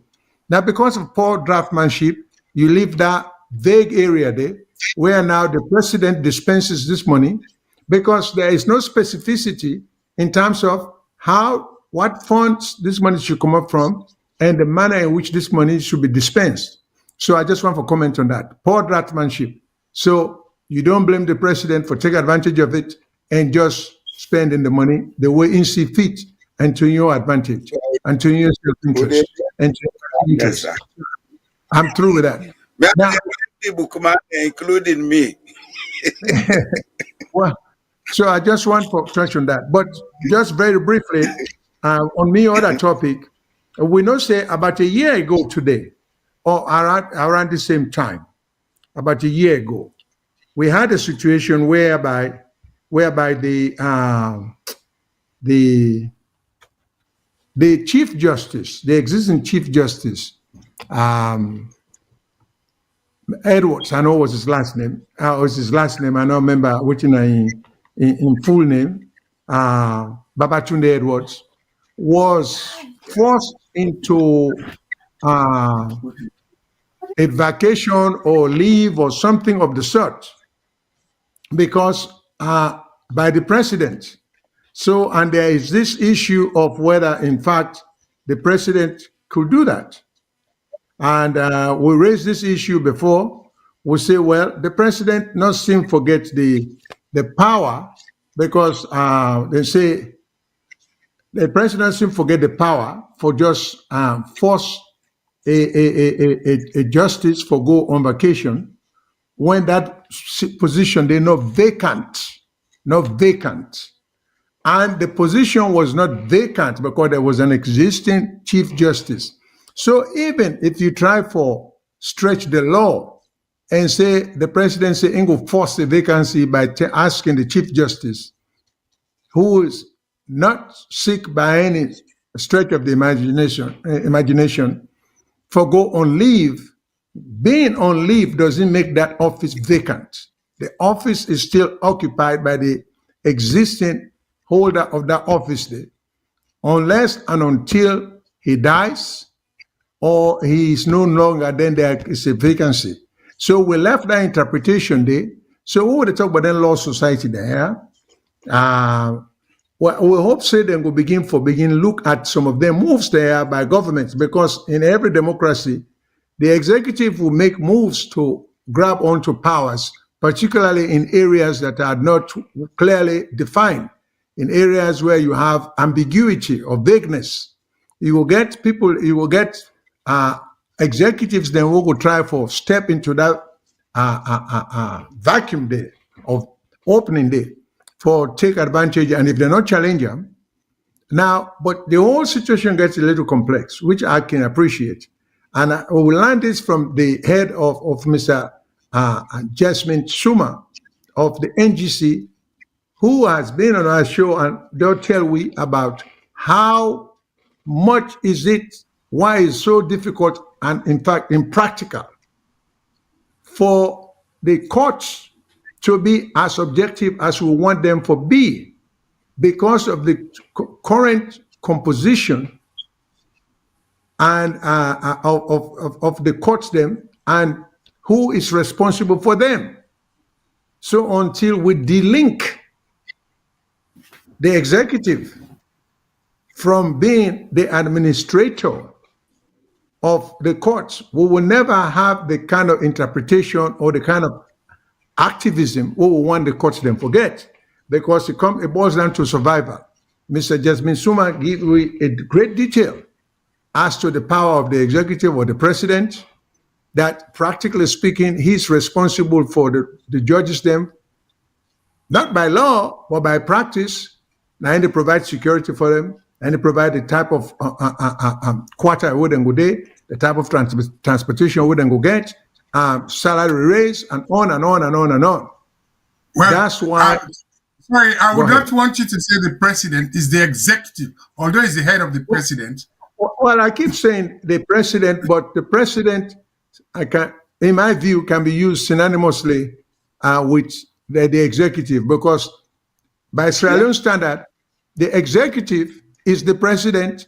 The president is synonymous with the executive branch of government.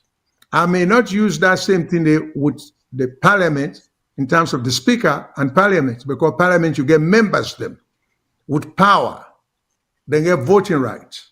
So the speaker is just like it's just like an orchestra is the director. So unless it's, but the parliamentarians, in essence, now then get the power in the parliament. Now we've seen in Sierra Leone, that's not how it goes. The president is the executive in every respect. He dictates. The president is a dictator in the sense that nobody challenges what he wants, what he does within his own sphere. So that's why. So I'm just using the names. But you're right. Technically speaking, the president is not the executive is not the president. But practically speaking, they are one and the same.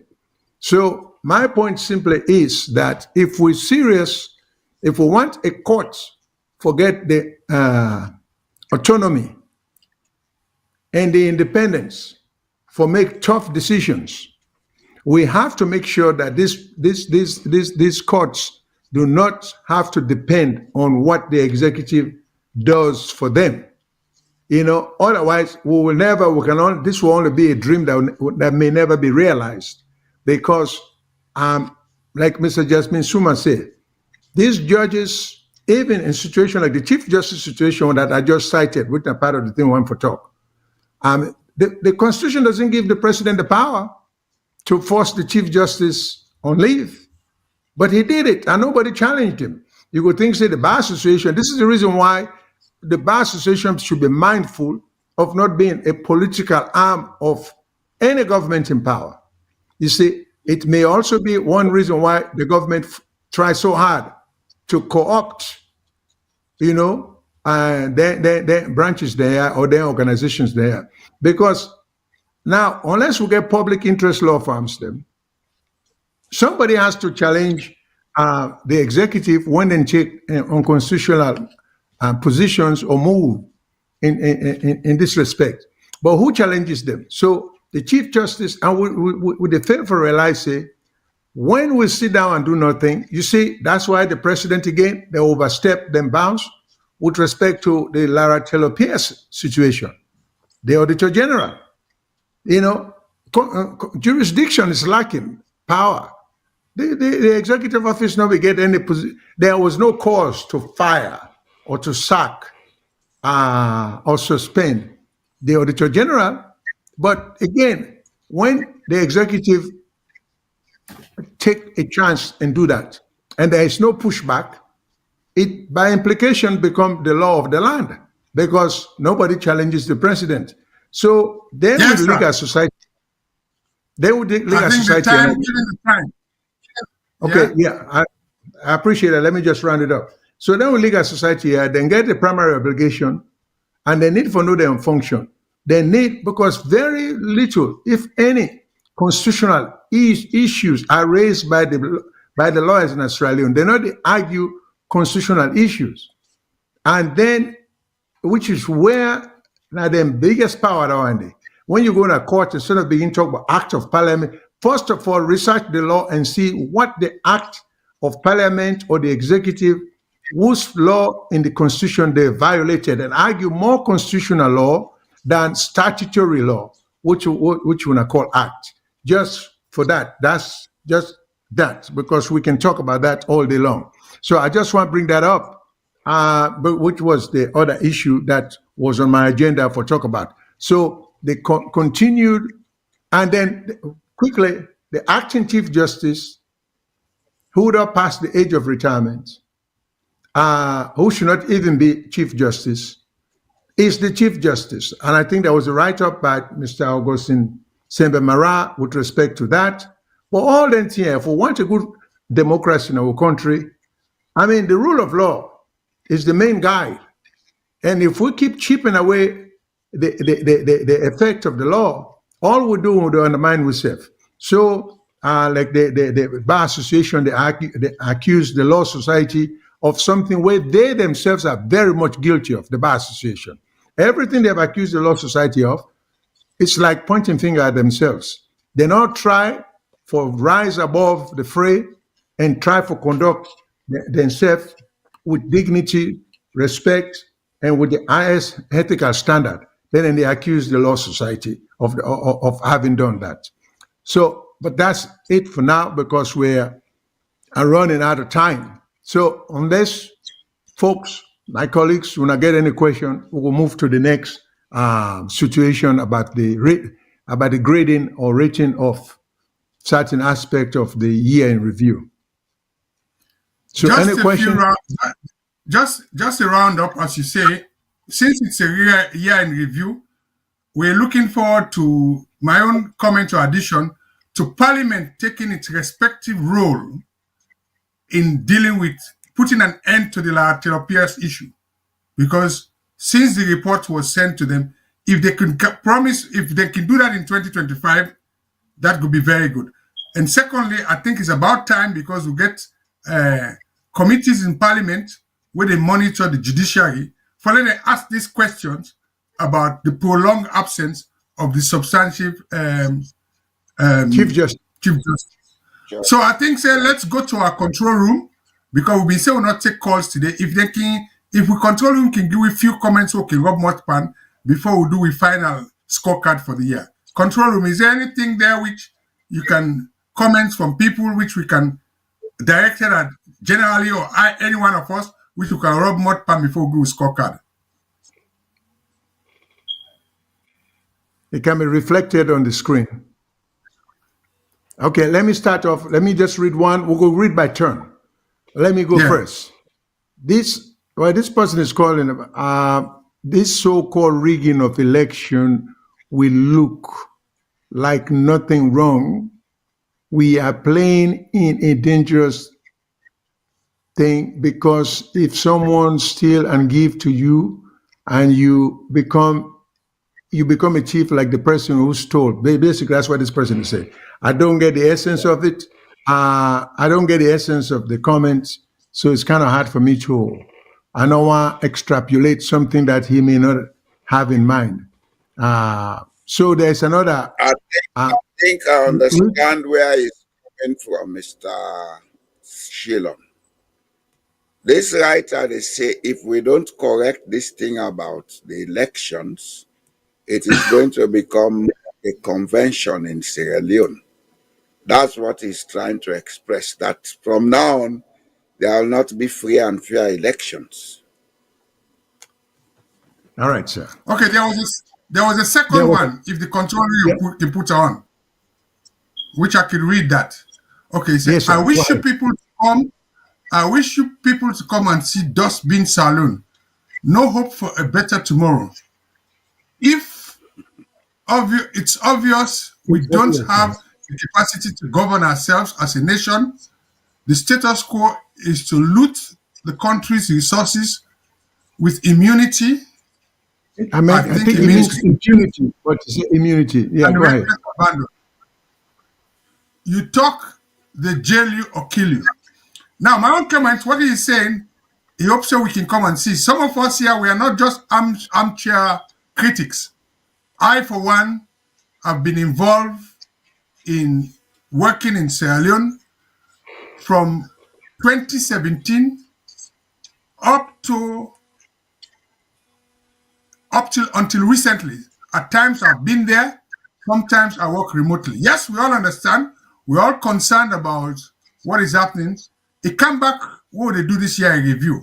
My colleagues, Mr. Boye Jallo Jamboria, talk about constitutionality and coerciveness. These are things which you have to address. He talked about the role of the PPRC and some of the things. Mr. Shillon also talked about the judiciary and the failure. So we know what the problem is. But the point is, there's this saying, a nation gets the leader they deserve. You see, my own comment since the year of review, we first stop this blame game, and Sierra Leoneans, we have to wake up. We have to wake up. We have to say things as it is. That's what we're doing here. Some people might not like what we say, but we say it with the best interest of the country. And just for the record, for finish this, Mr. Augustine Sembe Mora, who is one of the pioneers of this law society, we were given the opportunity for let it come, and probably is otherwise engaged, but we hope say it will come at some time for can join we for tell we, because now we don't take up a lot of case, a constitutional case.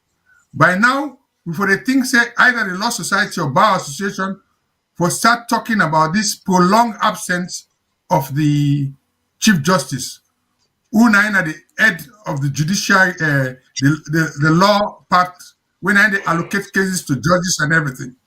So I will stop there and then just read one compliment and see if anybody get comment. He said, "We really appreciate your wonderful contribution and exceptional support for the development of our country. Thanks and have a great holiday."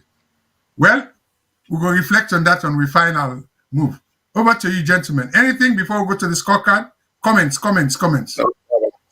No further comments, sir.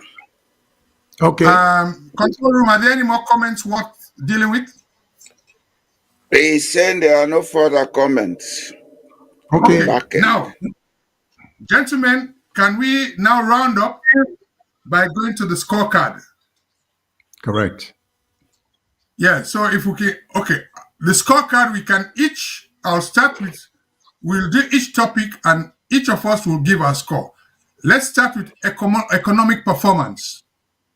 For me, economic performance, if we say over 100, we need percentage, right? I not feel to say, given the situation, I will give 40%. Why I will say 40%? To some extent, the exchange rates a bit stabilized according to the dollar income, but the bread and butter issue that has not been dealt with. So me go give 40%. Mr. Jamboria on economic performance. I'll give 30%. I am giving 30% because we don't see improvement on the inflation rate between 2023 and this year. I don't want to go into the figures because we not get trustworthy figure. I'll put it that way in plain terms. But I believe say there has been improvement in the inflation, and also the currency exchange rate has been stabilized a bit. But the overall consumer price index and other things, them very unstable. And the bread and butter issue, now the main thing for the economic performance. If that's not stable, it's not stable. If the people don't have food to eat, they don't have time to think. So that's why I'm giving 30%. Over to you, Mr. Shillon. Yeah, well, I will allot or assign 47% in the sense that I link the inflation with the stagnation of salary or income, and then the rise in prices of goods and services. So when we talk about inflation, the inflation figure seems a little bit unreliable in the sense that, because it seems to me, I'm not an economist, so I take no credit for the analysis where they make, but it seems to me as a layperson, if inflation is going down, I think correspondingly we'll foresee prices going down on goods and even services. But that's not what we're seeing. When they say the inflation don't go less, but we not get any evidence that prices have gone down in any way, shape, or form. So it's hard for me to be a layperson, talking as a layperson now. Now, we welcome some economists, particularly we always encourage people from the government to come and take issue with we, but then they do them. Because what we come up with any conclusion there, we want the government to come and tell we how we're wrong and what they have done, and then get evidence or record of it. So my reason for the 7% is simply that prices have stagnated, in fact, gone up a little bit. So I don't understand how I don't understand the correlation between inflation going down and prices going up and salaries or income staying stagnant. So for that reason, I say 47%. Okay, for the now healthcare advancements, and let me remind we viewers them, our rating is just for this year. And now waiting we see happen this year, waiting development. When it comes to healthcare, for me, two things that came to mind. I see there's a lot of strides being made for equip some of them with health facilities with solar energy.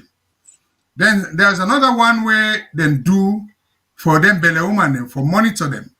Because maternal mortality be not go slightly down in the saloon and child mortality. So I would just give them just above average for them to achieve Monday. So for healthcare advancement, I'll give 55%. Over to you, Mr. Jamboria. I'll give 40%. Okay. Are they combined? Yeah. Are they combine my thoughts about that same with educational reforms? But I'm not going into the educational reforms now, but I'm going to make a key point. Health and education delivery is not about buildings. It's about equipment. It's about materials. And it's about a contented service. Okay. A working service that is contented. Okay. And I think all of those are Sierra Leone. Mr. Shillon, health. Yes, I'm sorry with the health because Mr. Jamboria seems like he skipped. He's one point ahead of us because it's my education. The same parameter what they use for measure health now get for use by education. The provision of equipment. Let him finish. Provision of materials. Okay, Mr. Shillon, what I would say, you give your own but health, then we'll start Mr. Jamboria because of the connection, like give your score for education. Mr. Shillon, health for you, sir. Okay, health for me is also below 50%. I'll put it at 47, and I'm being very generous. I see the maternal thing. I even see something about Dr. Dembi. There's a video where I always make reference to Dr. Dembi, the current Minister of Health, who without a doubt worked for one of the most prestigious health institute or institution in the world, the NIH, as my understanding. I don't know that as a fact. So but one will see as to how some of them things they happen in Sierra Leone. Because I asked a question, I did look for the question on my phone as I talk, because I did send a question to my colleague for say, well, how do they determine this policy or this new development wouldn't come by where they establish for minimize maternal problem in the country. I've been the one that say, which are the criteria we didn't get? How do they determine if somebody now some village at the most remote area in Kalaun district, that's some small village? How do we ensure that that pregnant person there is go receive prenatal care, postnatal care, and then how do we know that in the village, in the most remote village, death and birth are being registered or counted? So are we just doing this for just the big city? or is the most, if somebody na Kaila on this street, let's say na Mobile, or even Mobile is even a big town, but some of the villages them. So do we have capacity or situations where we can register the result of the statistics with Dr. Dembi? I was looking for the video, but I couldn't find Okay, it. sir. With time for time limits, let's go to the next one. It's 47. It's 47. Mr. Jamboria, we start with your education, sir.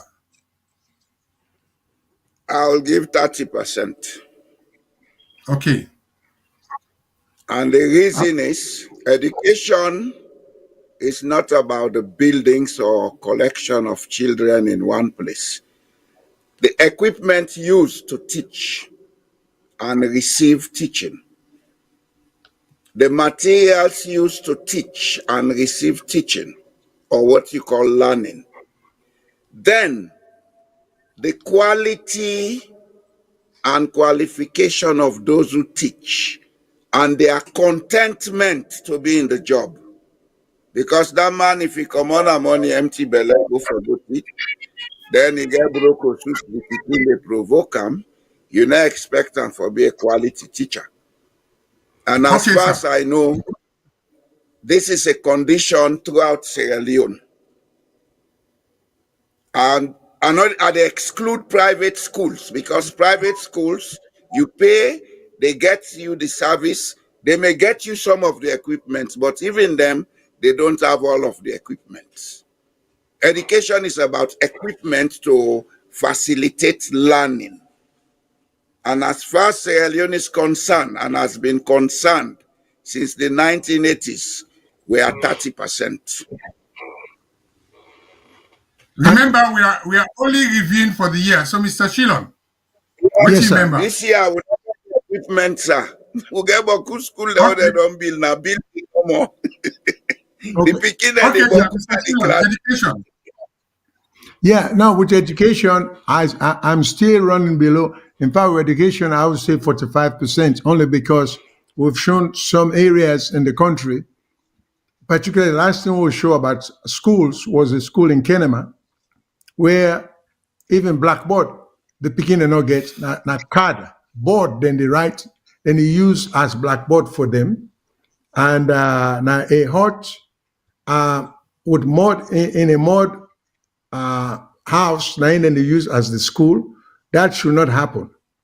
That should not happen. I've seen some other countries like Malawi where kids sit on the floor to go to school, because if you look at MSNBC, Lawrence O'Donnell in show that comes on 10 p.m. at night, he get this, what you call the kind fund through UNICEF, because you go Malawi and you see Pekin and the Sudan are grown, girls as well as boys are grown.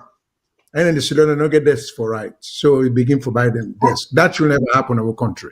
So again, 45. Okay, sir. For me, I think I would go 40% without much, because I don't see much. Because wait here to look at, from my experience, because I'm a member of some government schools, I'm an alumni, we see the large class size numbers.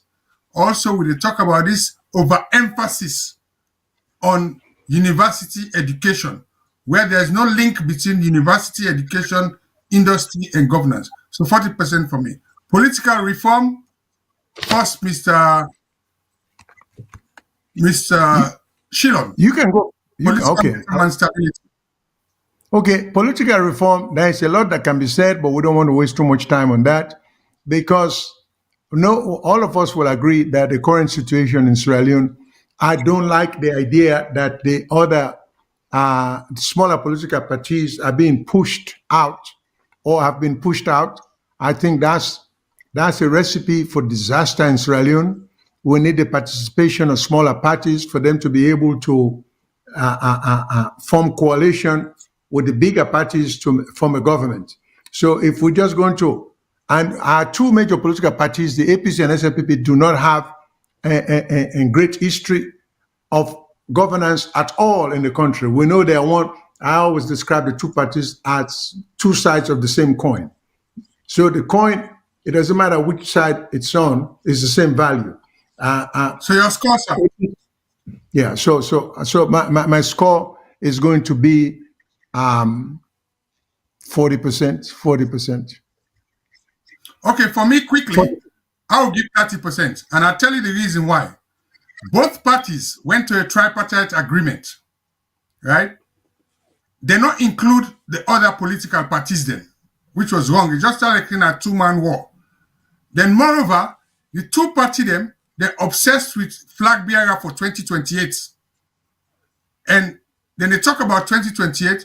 Some of the recommendation in the very tripartite report, like electoral management reform, they haven't even touched it. So 30% for me. Over to you, sir. Mr. Boye. 10%, sir. 10%. Okay, fine. 10%. Judicial reform. Starting with you, Mr. Boye. Judicial reform, 25%. Okay. Mr. Shilon? I think I will be within the 25% range too, because there's a lot to be done. There are a lot that can be done. There is a lot that should be done, and none of it is being done. So I think 25%. There's a lot of room for improvement in the system. I think I'll go with you two guys, because the key issue for me, one, the delay of the decision for end this Lara Tilopia's case wouldn't go over 4 years, 5 years. Number two, this business of the frequent appointment of Attorney General and Minister of Justice, because you're not calling for stability and continuity. So for 6 years, we've had 5. So me said we'll give 25%. Infrastructure development, I'll leave the others to go, because when we talk about infrastructure, it's a bit broad. It could be roads, it could be electricity, it could be energy, it could be water supply. Over to you, Mr. Boye. I'll give 60%. 60. That's great. Yeah. Mr. Shilon? Yeah, I'm unable to go above 45% only because this infrastructural thing, like we talk about, we're still struggling with electricity. We're still struggling with water supply. We're still struggling with health and dispensation of health facility and public health. So I think that's what I will give, 45%. Did I say 45%? Well, for me, yeah. For me, I will give 55%. Probably it might be parochial, but because I'm a member of the Sierra Leone Institute of Engineers, I see some of my professional colleagues are doing a great job. So let them not say, now I got to say 55% for me. You know, to make I give 60%, I consider all the broad spectrum of infrastructure.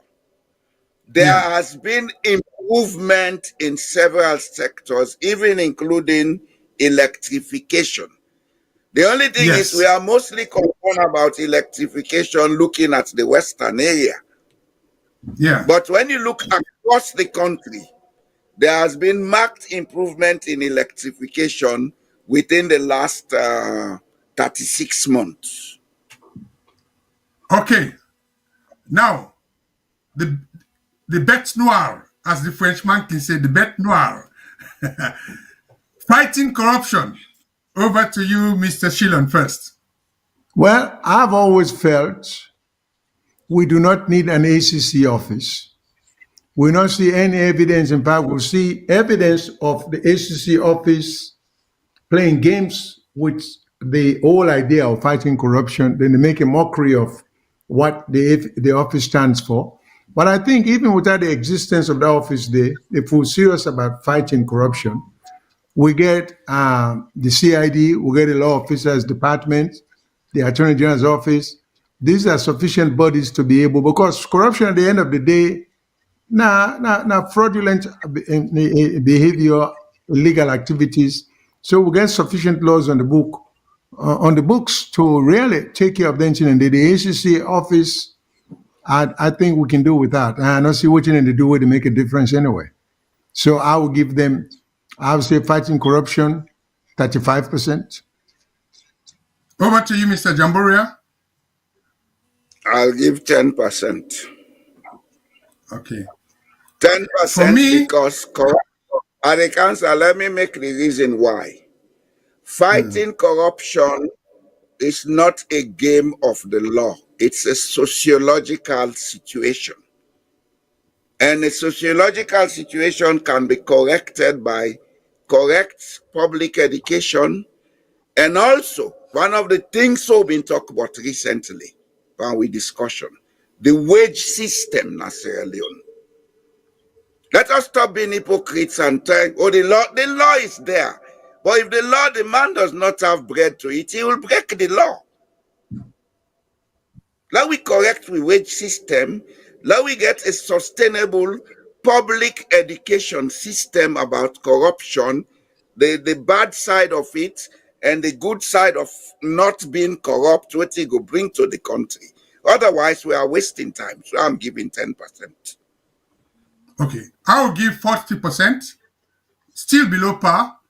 And the reason I can give example is the failure for the much talked about change to e-governance and e-transactions. We not do nothing about that.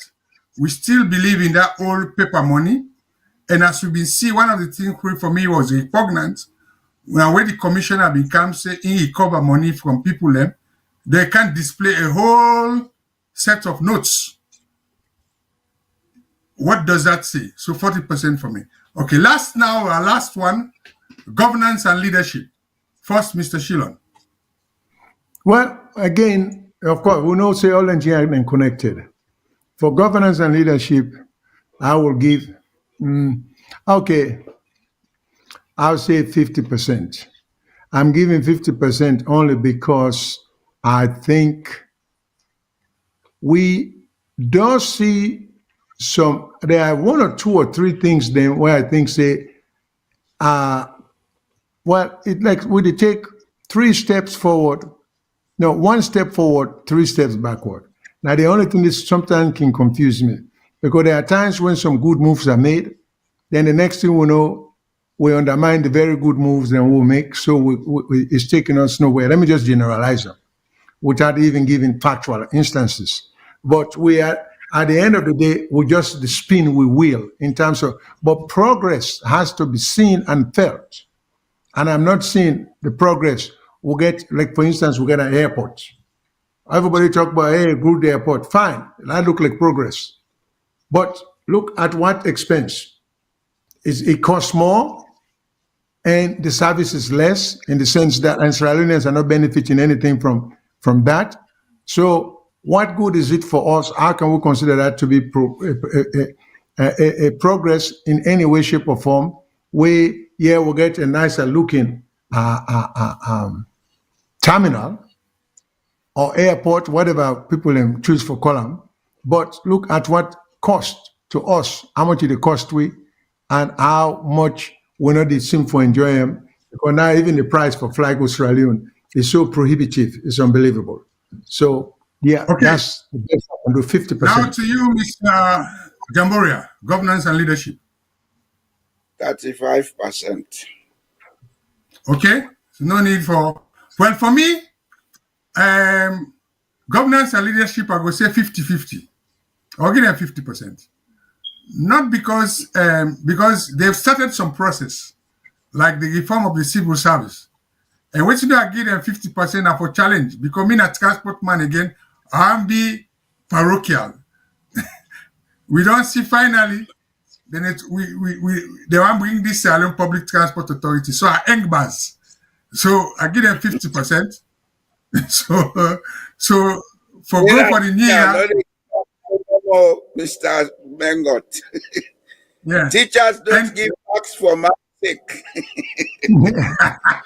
Okay, well, gentlemen and our viewers, we have gone a long way for today, extra time.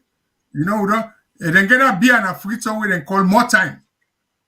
And we just hope, say, for me final closing remarks, now for say to people them, let them not take more time, say they not keep themselves safe. And also, one thing we will get for say, finally, during our last broadcast, we've been talking about that insurance number, how for check insurance, and we've been saying we go put under this program. So the insurance number for check vehicle insurance now star 929 hash. And we want as many of our listeners them, both at home and the one the way they go holiday, let them test that number there. If they work, they you go give them time for let them go to our Facebook page for comment or go now we other platform them for say, well, yes, this insurance check now a very good thing. So for that, we wish you all safe holiday. We know say them fall them we don't make meeting for say Christmas they come. So then go stay away.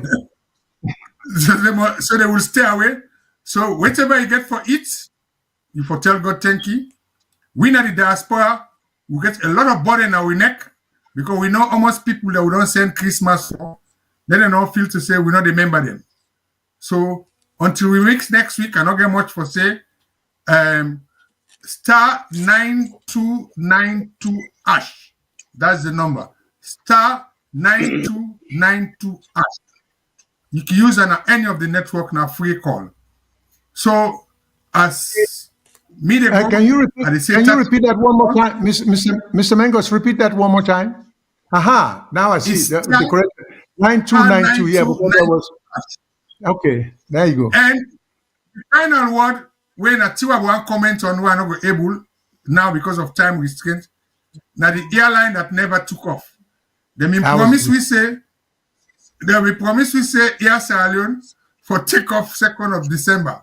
We don't reach 15 December. We not hearing that, because some man may not hang for it in Kasada leave on board that plane. So I think say people are not balanced to hear me walk on other side. So with all that, I wish you all a safe holiday.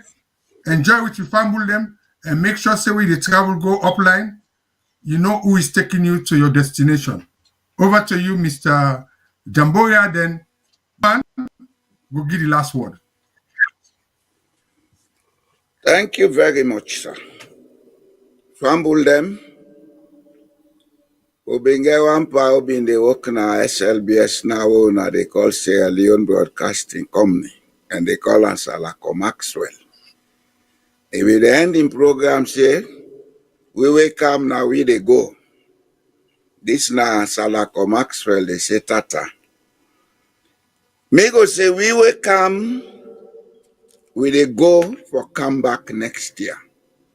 But because we want Leona enjoy on our holiday, now I make this to be the last program for the year. But do ya una go shuffle. 1971 we been change transport and say now for drive shuffle. I don't know if Mr. Man got here remember that single. Definitely. Do ya shuffle with a meet up next year? And let we try put down the vexation. There is too much vexation in Sierra Leone, especially with those in governance. You cannot have the people to cooperate with you if you are vexed on them. That we make Sierra Leone. Sierra Leone belongs to all of us, but we not go do them. If all tell the vex with the cause and effect. Una thank you for listening to we. Una tata. Owanu. Nyalima. So the big boss, you get the final say, sir. All right, sir. Thank you very much to our listeners, our audience, the people that want to take their valuable time every weekend, almost weekend, or a lot of weekend for listening to what we get for say. We greatly appreciate some of when we don't know because when I can just listen, but I don't run into a lot of people who just say they can see me, they can hear what they say, they agree, then disagree. So we appreciate all the time because the time we want to spend for listening to we, there's not enough time for we all because it's only 24 hours in the day and that day includes night and the night we get for sleep and some of us get for work. We do the work night. So when you take that time there, we attach a very, very much value to that time there and we greatly appreciate that time they want to take for listening to it and for calling or sending comments. So, like we always say, we're not going to agree, but we can agree to disagree. Because in my line of work, they say reasonable men can differ. And we need to encourage that more or less.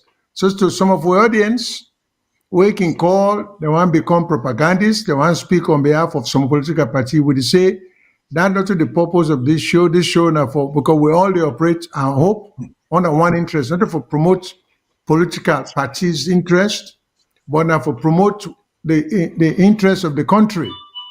And some of us don't live there long enough, like me, so what they talk to now. I don't left Sierra Leone a long, long time, over 50 years. I don't get no reason to be as passionate as I am. But my formative years in Sierra Leone, and I always will be, even though me as citizen of the United States. But yanda na day I come for no usa would I be. So with that love day at heart, and me not to do all this because I want to run for any political office. Nobody in this show to do any of that for because we get political ambition. So we hope we're not going to accept with sincerity. We're not going to necessarily agree with we, but sometimes we talk to with sincerity and belief. So with that spirit there, I wish you all good luck, very Merry Christmas, nice holiday, and we hope to see and wish everybody long life, of course, and good health, and hope we will see each other again in the beginning of 2025. Good night and thank you.